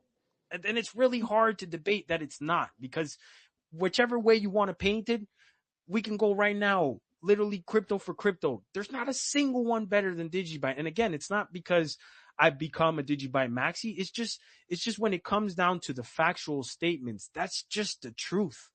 That's just the truth. You know what? But you know what? You hit it on the head. You at least named one, and it got you thinking. And you know what? Maybe you got somebody else thinking, and maybe we get somebody that. Yes, I agree with you. One of them is our marketing. But okay, so now we know at least one. It's hard. I agree. I don't know that, dude. I'm not smart enough to know what the weaknesses are, but if we come to that conclusion, we know what we could work on and not. And I don't know how to work on it, dude. I don't know how to turn on the computer, but we need to understand that and go, okay, well, if this is something that we need, uh, hell, I hear Dave used to go to all these places where they would meet up. I think with Laura and there were communities to where they were able to speak on Digibyte. It helps, man. Getting out there, it helps because people start seeing. Glad that you always promote it on your runs, man. I'm still very impressed with how dedicated you are to that. But yeah, anything that helps let the people that are curious ask.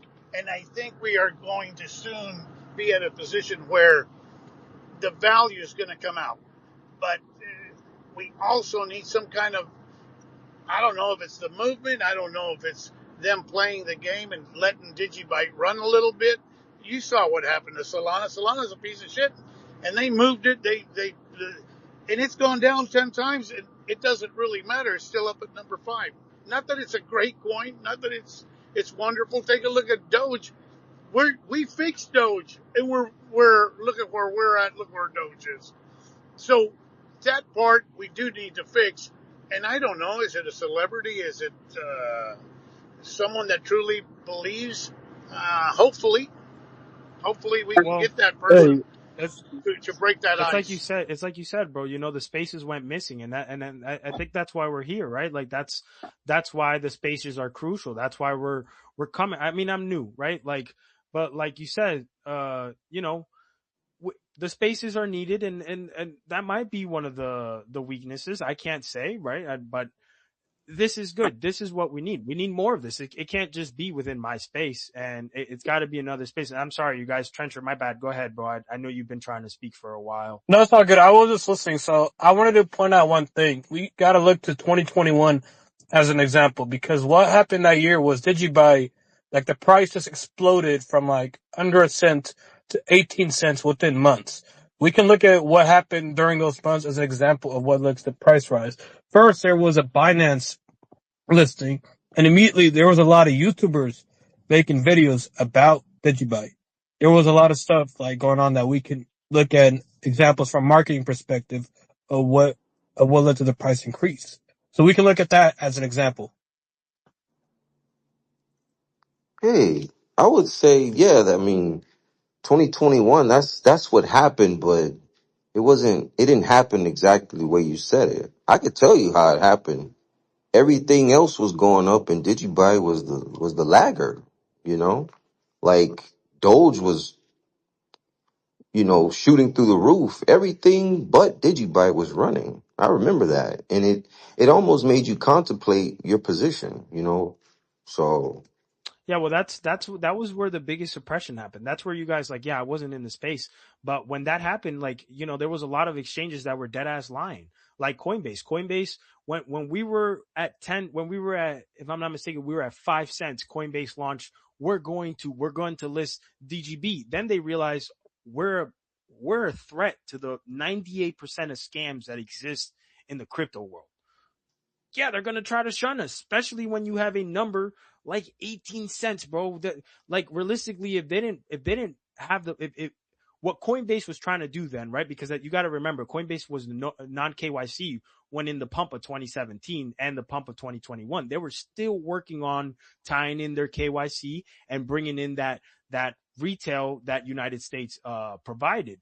And once they realized the scam that they wanted to do and their way of stables, they shunned us to the back. But I don't like to use Litecoin, but I'll use Litecoin and X Monero to an extent. Well, maybe X Monero is a better example. Look what happened to them, right? Like, while yes, there's a lot of blood in X Monero, as we know, within the crypto, they shunned it. They delisted, and what happened? They hit an all time high this year of $800 or close to it. You got to look at the same correlations in crypto, right? If we want to go about the way of, history repeats itself and markets tend to trend around in the same way, then you could see that kind of coming forth with us, where we're getting futures delisted. I play the futures game and was playing the futures game heavily because I didn't want to buy and sell. I didn't want to grid trade my Digibyte. Why the fuck would I do that on an exchange when I want to self custody? So yeah, futures were a way to go. And what did the exchanges do? They started delisting the shit out of that, right? Because if you get rid of the futures, then you're forced to buy it. As an exchange, you're forced to buy it because there's no longer play money. And then you have to ask yourself, why would they delist the futures? Well, because there's a digital stable coin that they need to, there's a decentralized stable coin that they need to figure out how to manipulate. And I think that's where people don't understand that yet. People don't see, because not a lot of people trade futures. Not a lot of people have 50K to just go in there and 3x, get it 3x to 10x on your futures. That's a lot of fucking risk, and a lot of people aren't going to do that, and it's just the truth. And especially if you're doing that on a decentralized exchange, which is even more risky, right? But if you're in that mode of trading, and I've had numerous experience when it comes to that, specifically with KuCoin, and I don't know if you guys remember Hotbit.io and those type of exchanges that would do almost 100x, right? When you start to see these exchanges remove those futures, they don't do that for a joke, because the futures is really where the manipulated money is at. That's the paper money. That's really where these exchanges make their manipulation, right? And when you see these exchanges move that, it's them sending a message out there like, oh, there's something new here that is a threat to us. And seeing as it is a threat, we need to accumulate to create the paper trade again, right? Because if you look at the stable coin, the digidollar, right? It's going to be really fucking hard to manipulate this coin. Why? Because if you don't have a core wallet, you won't be able to mint it. And exchanges they have a core wallet, right? But they're going to need to figure out how they're going to establish a futures game of paper money here. And that's the reason why you see the suppression. I mean, that's my opinion. That's just my opinion. Yeah, I agree with you. I think here, let me just hit the big fucking elephant in the damn room. It's our fucking government. Look, before we had an opportunity, they would just mention something. The slightest thing would drive everything through the roof. Right now, there's more positive information coming out of Digibyte than it's ever had, and it's only going one way. Why? We don't have regulations. Why? The rest of the world does. Why? Because they can keep making money. As long as the game is broken, they know how to make money. Hey, if we pay so-and-so, somebody will let us in, and somebody will let us in. That's not the way the game works.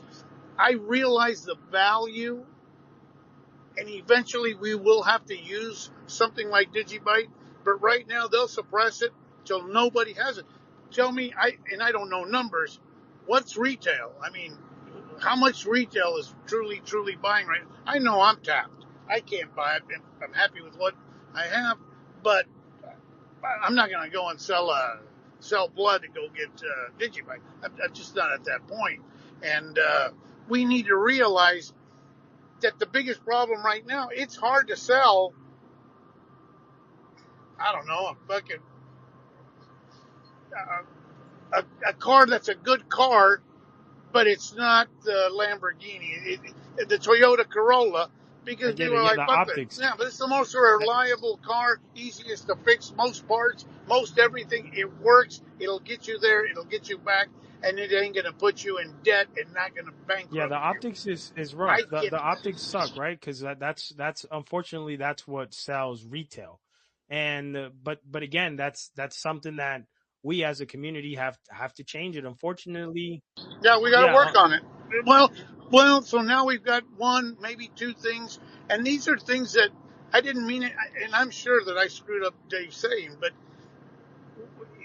people take it like it's, especially because I probably put it wrong, but in a negative way, and it's not. It doesn't mean that it's got to be, well, it's because it's got a big hole over here. No, realizing what we need to work on.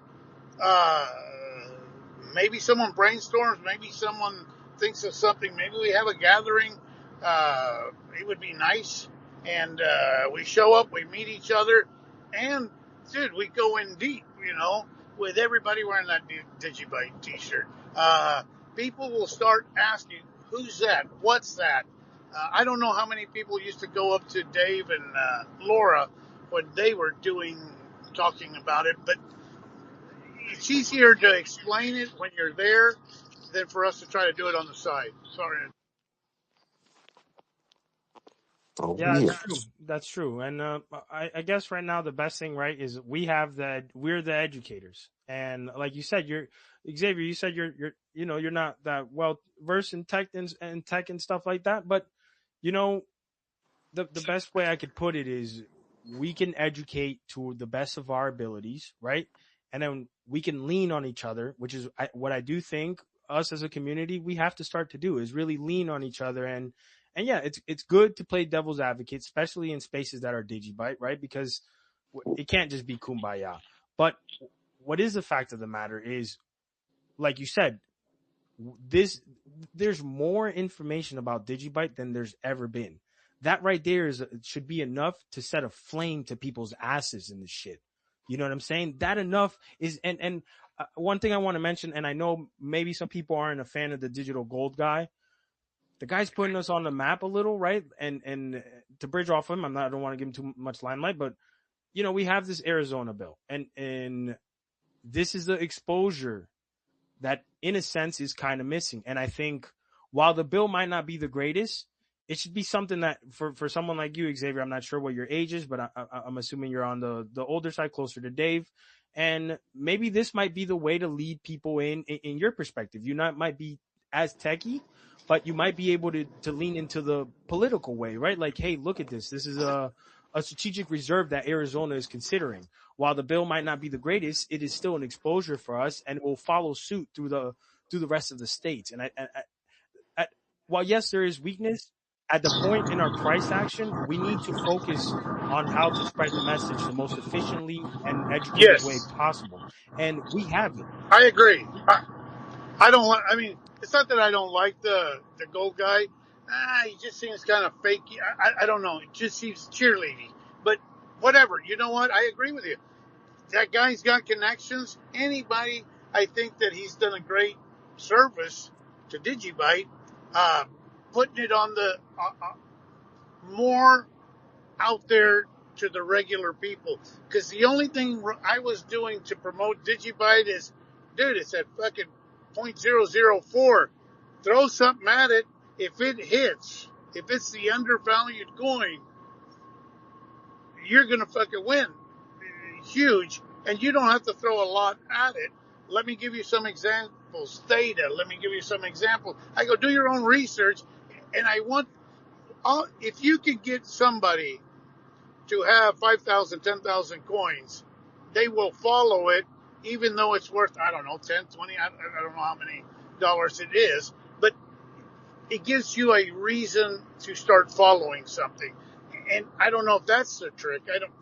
But I do know that it's an easy sell by going, well, here's the next thing. They go, well, how do I get it? And I go, I don't know. You got to call Dave, Blind Dave. Well, I don't want. I have what I to be have. I'm a lot older yeah. than Dave, but I actually anything I I do it through Dave because I know that he's secure. So I'll actually drive all the way to New Orleans and say, hey Dave, I need some help with this shit, and he does it in about 20 seconds. We go out to eat and have a good time for Well, a day or to two, and be then fair, I'm to out. be fair, that also falls on us as a community, though. Like you said, you have to reach out to Dave, but at one point, you have to say as a community member, man, maybe some of maybe some of these things that Dave is teaching me, I have to retain. I have to retain to be able to sell my bag. Yeah, 100%, dude. But I'm so fucking ADD, and so look, I know the risk of me going into a thing that I never played a computer game. I never did I'm older than that. So I'm 63 years old. And so That's young. I know how risky it is when you don't know what you're doing. The only reason I'm where I'm at right now is because I'm too paranoid and realize all the places I could lose my coins. It's not that I don't want to. It's look, when I go in and I ask, it says, okay, I need some help. Okay, you need to mark A B73 underscore. I'm like, what's a fucking underscore? That's how bad it is. So for me to go and take a risk and go, I'm going to start taking chances on my fucking coins, that won't happen. I'm willing to drive 10 hours and go, Jay, if you think I'm lying, ask Dave. And I've never lost a fucking coin. I've seen a lot of other competent people lose a lot of their coins. I have never lost a coin. Why? Because I know he knows what he's doing. And I trust him to do that. But yes, I do agree. Anybody else that's young enough and understands it, pump it. And I'm just trying to give you ideas. I'm not saying I'm telling you what would turn me on and the people that I've spoken to, and they're willing to throw money at it. The only thing is, it's not so easy. It's not as easy as we think. Yeah. And then to explain self custody and Well, that's the thing. I'm the wrong That's the guy. thing. We just have to, us as a community, we have to find our niches, right? Like, what are we best? And like you said, if Blind Dave is your, your backbone, that's great. Dave has been an awesome person in this community, and he's very well versed with a lot of stuff. And that's where you lean at. And I think that should go for everybody, right? Like, we need to find where our niche and where we can make a change. And V2 did. I'm gonna, you guys. This has been great. Thank you, Xavier, for bringing up this topic too, because it's important topic to talk about, and it's important to address, our flaws. It's just part of being community. So I'm gonna go ahead, you guys. I just want to give everybody a chance. Anybody has questions and stuff? We have been here for 3 hours, and I think this is great. I would have Xavier. I host on Tuesdays, and Gladden. I know that you guys be busy and stuff, but when you get a chance, hop in here and this is what we need, bro. We need and if you have somebody else that you guys know, send them this space, whether it's my space, whether it's green space, whether it's con space, whoever has the space, right? Like, let's promote as a community, work as a community, and use our strengths that we have to the best of our abilities to sell the bag realistically. But you guys, anybody, Trencher, Gladden, V2, Xavier, Tuesday, anybody out there that has a question, you guys go ahead and let's get to them. And if not, we'll see what's up so we could wrap these things up or wrap today up.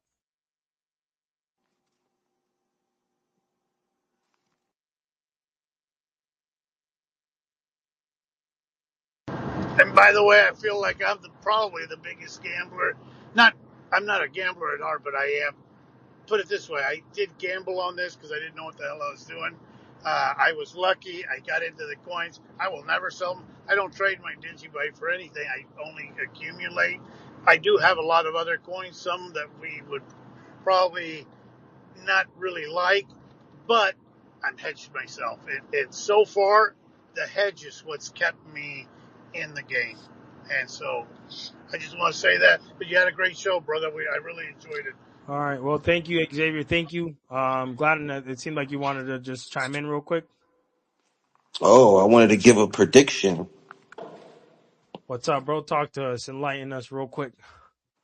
And of course, you take this with a grain of salt. Um, you mentioned that, all you're buying is Digibyte, you know? Sometimes, that's what you said, Digidollar. Yes. I think Javier said he's not going to sell blood to buy more Digibyte, and I understand that. My prediction is if you were to sell your entire bag today, you would still have enough time to accumulate it all back. That's my prediction before Um, takeoff. it's hard. It's hard to say that. Like, if I'm looking at price charting and if I'm going to read charts as like a trencher, I can't say that confidently because the chart, Hmm. although I don't feel that the chart tells a full story, it does tell a partial story, and the partial story is that we're not. Soon as that thing goes under four, it's getting bought up. Yeah. So would I in a scenario now would I sell my whole bag? No, I wouldn't sell my whole bag only because it's if I'm looking at a low cap coin, if I'm just looking at it as a trencher mine, right? It wouldn't be an ideal thing to do because as we all are, I'm at a net loss, right? Like my P&L is at a loss. So it just wouldn't be realistic or ideal to get rid of the whole bag. And with me, I've I come from where you guys know, because I don't really want to keep giving limelight to the rest of these coins. So I just want to stick to the Digibyte topic. Um, bro, I'm a shark in the water. It's what retired my parents. That's really what when you smell fear in this market, you take it by the balls and you run with that shit. And if you don't, bro, then you're not. It's just not gonna work. And then when it comes to Digibyte, while this is not financial advice, right? This is the most risk off that you can have in a cryptocurrency within the space right now. It's just a fact. Like even if you want to look at it as the potential for it to hit a penny, and you're going to look at the 4 year cycle. If you're looking at the 4 year cycle as a trader, it is a no brainer to come here and acquire as much as you want and sell at the top if that's what you prefer. Me knowing a utility like the DigiDollar, bro, I just don't see a world where I would sell my Digibyte. It just doesn't make sense. Now my Digidollar, hell yeah, bro. I'm gonna double that shit up. I'm gonna bring it back into the market. I'm gonna roll it over, probably trench it here and there, probably grid trade it to Bitcoin. You know what I'm saying? And swap through, right? Like that's just one of the strategies. Like, and that's part of trading. But as far as would I be able to accumulate the bag right now? If you're looking at charting, no, you wouldn't, bro. You just strictly wouldn't. I mean, it was 38 a couple hours. What is it? Yeah, yesterday it was 388, right? Like, look at it where it's at now. I mean, if you're looking at it $100 buys, then yeah, I guess you wouldn't look at it any differently. But with me, bro, I'm buying at a substantial amount of money. We should make a bet. Yeah, I don't even look at the price, to be honest with you. Well, yeah, Right. I'm at the point. I'm at the same point. Yeah, right now I'm accumulating too. I don't look at the price anymore because I'm a maxi. I'm a maxi. Since, But Yeah. since we what's up? don't since we don't look at price or anything, we should make a little small bet. Talk to me, bro. What's up? I already got a bet going with Green. If you're trying to lose some money, let's go. I mean, what's the bet? 4 years, 3 years? What's the bet? Well, what? Yeah, what is the bet? I mean, are you saying that we're not going to reach a penny? Are you saying that No, we're? I I'm got not a bet saying. for you, Bro, Gladden. bro, Digibyte's Hey, like Gladden, I got a bet for you. 80% of my holdings right now, man. I'm all in, bro. Hey, Gladden, I got a bet.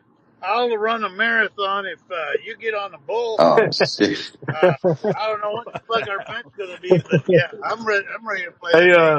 Gladden, do you have a price prediction, bro? I thought that's what you meant when you said you had a prediction. No, my prediction is just simply that it's going to take time, and if you were to sell your entire bag, which I would assume is kind of big, it's substantial, you would still have the time.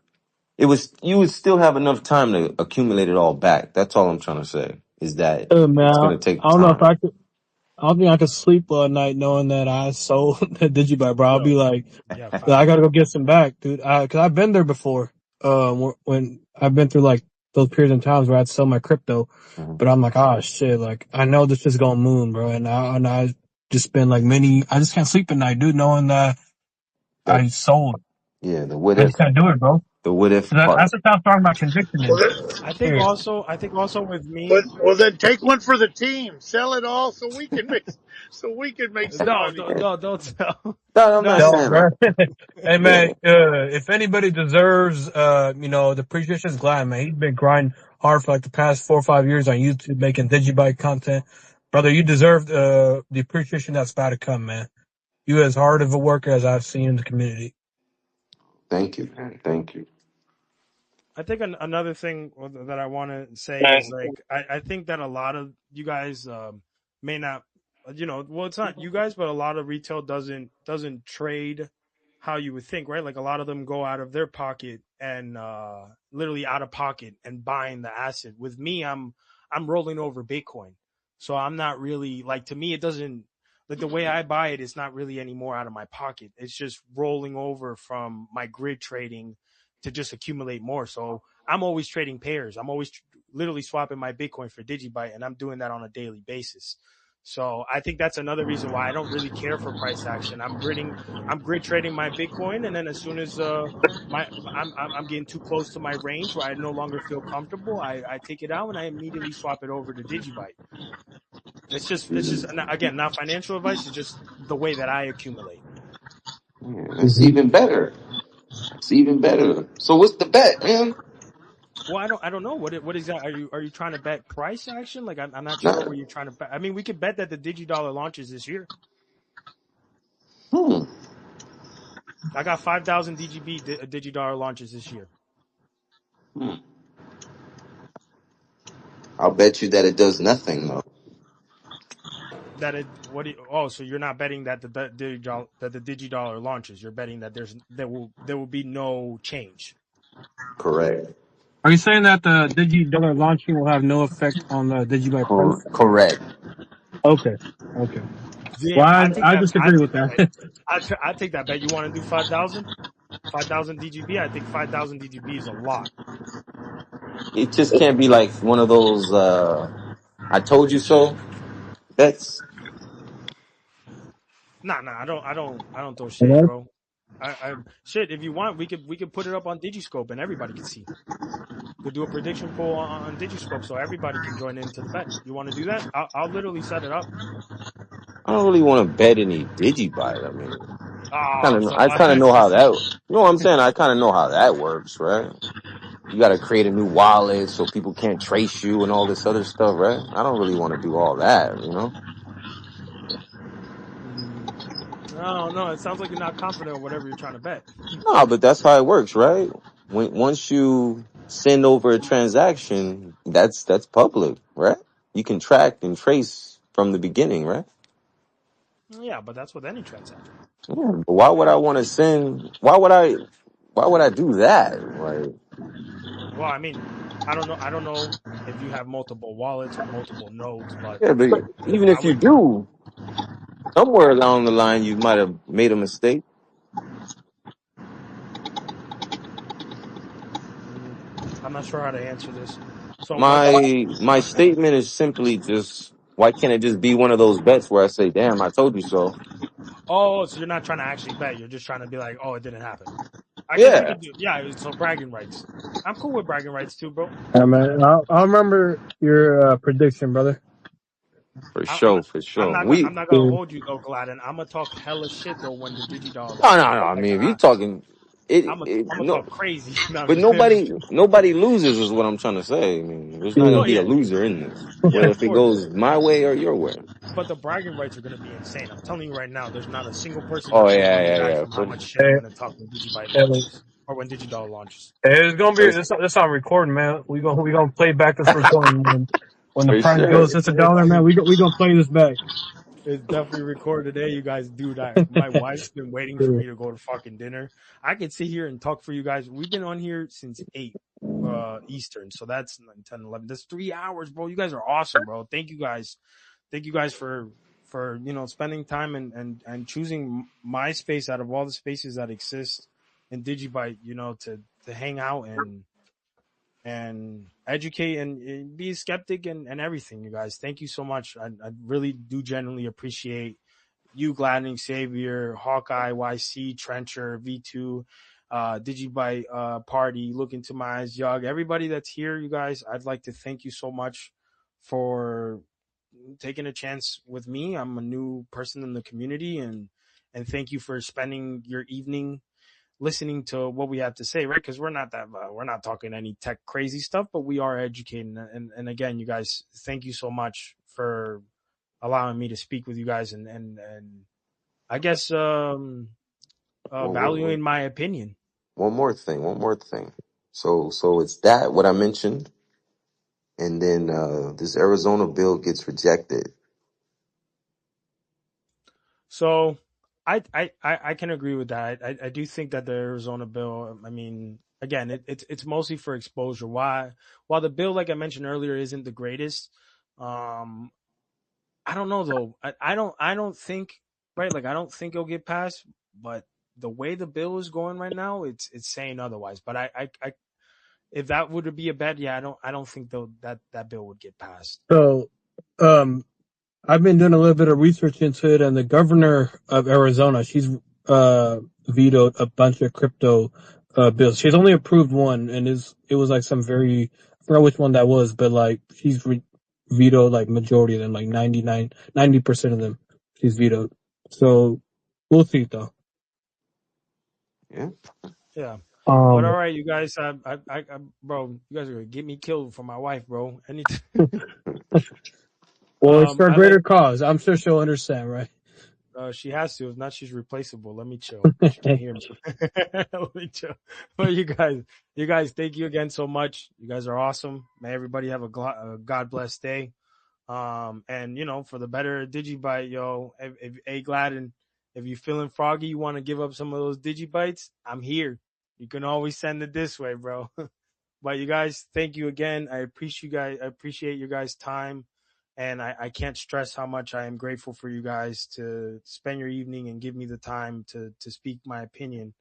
For everybody that's out there, you guys, again, the page is just filled with information about DigiDollar. Just copy and pasted, posted. What I believe is a great marketing is what the Digibyte community was able to basically do this past weekend within 4 days. We were able to raise a million DigiB for DigiSwarm. So I think that right there within itself is a great marketing tool. And I like to thank all you guys again for spending time with me and being able to I guess motivate my conviction even more and help me spread the awareness and express maybe the message is not clear on my end, but clear the way that you guys express it. For sure. Appreciate it. Thank you. And also, I wanted to add like one more thing. So there's other mediums that we as a community could explore when it comes to spreading the message of the DigiDollar. One that I can think of, which I don't know if there's much content there, is probably TikTok. TikTok is where a lot of things can go viral. And there's a very good chance that something could peak in the algorithms out there. That is something that we can explore as a community. Maybe we can create content, educational content that maybe we can like try to relate to the younger audience and try to get them to understand of like what we're doing with the DigiDollar and how this fixes a lot of the problems going on in the world. If you can make that kind of content, try uploading that on TikTok, Instagram, I feel like it has the potential to go viral, and then it's gonna be like a domino effect. As soon as like other people pick up on it, then who knows how far it goes. But because I feel like on X we've done the maximum that we could, and I think it's time that we also explore other mediums. As you guys know, I'm also one of the co-founders of CCS, and we're also trying to explore that as well, TikTok and Instagram. So just wanted to share that with you guys. That's something we can explore as well. Sweet. Hey, thank you, Trencher, again. And all right, you guys. I don't know if YC you were gonna hop in real quick or not. But again, you guys, thank you, and everybody have a good night. and stay blessed. Have a good night, G.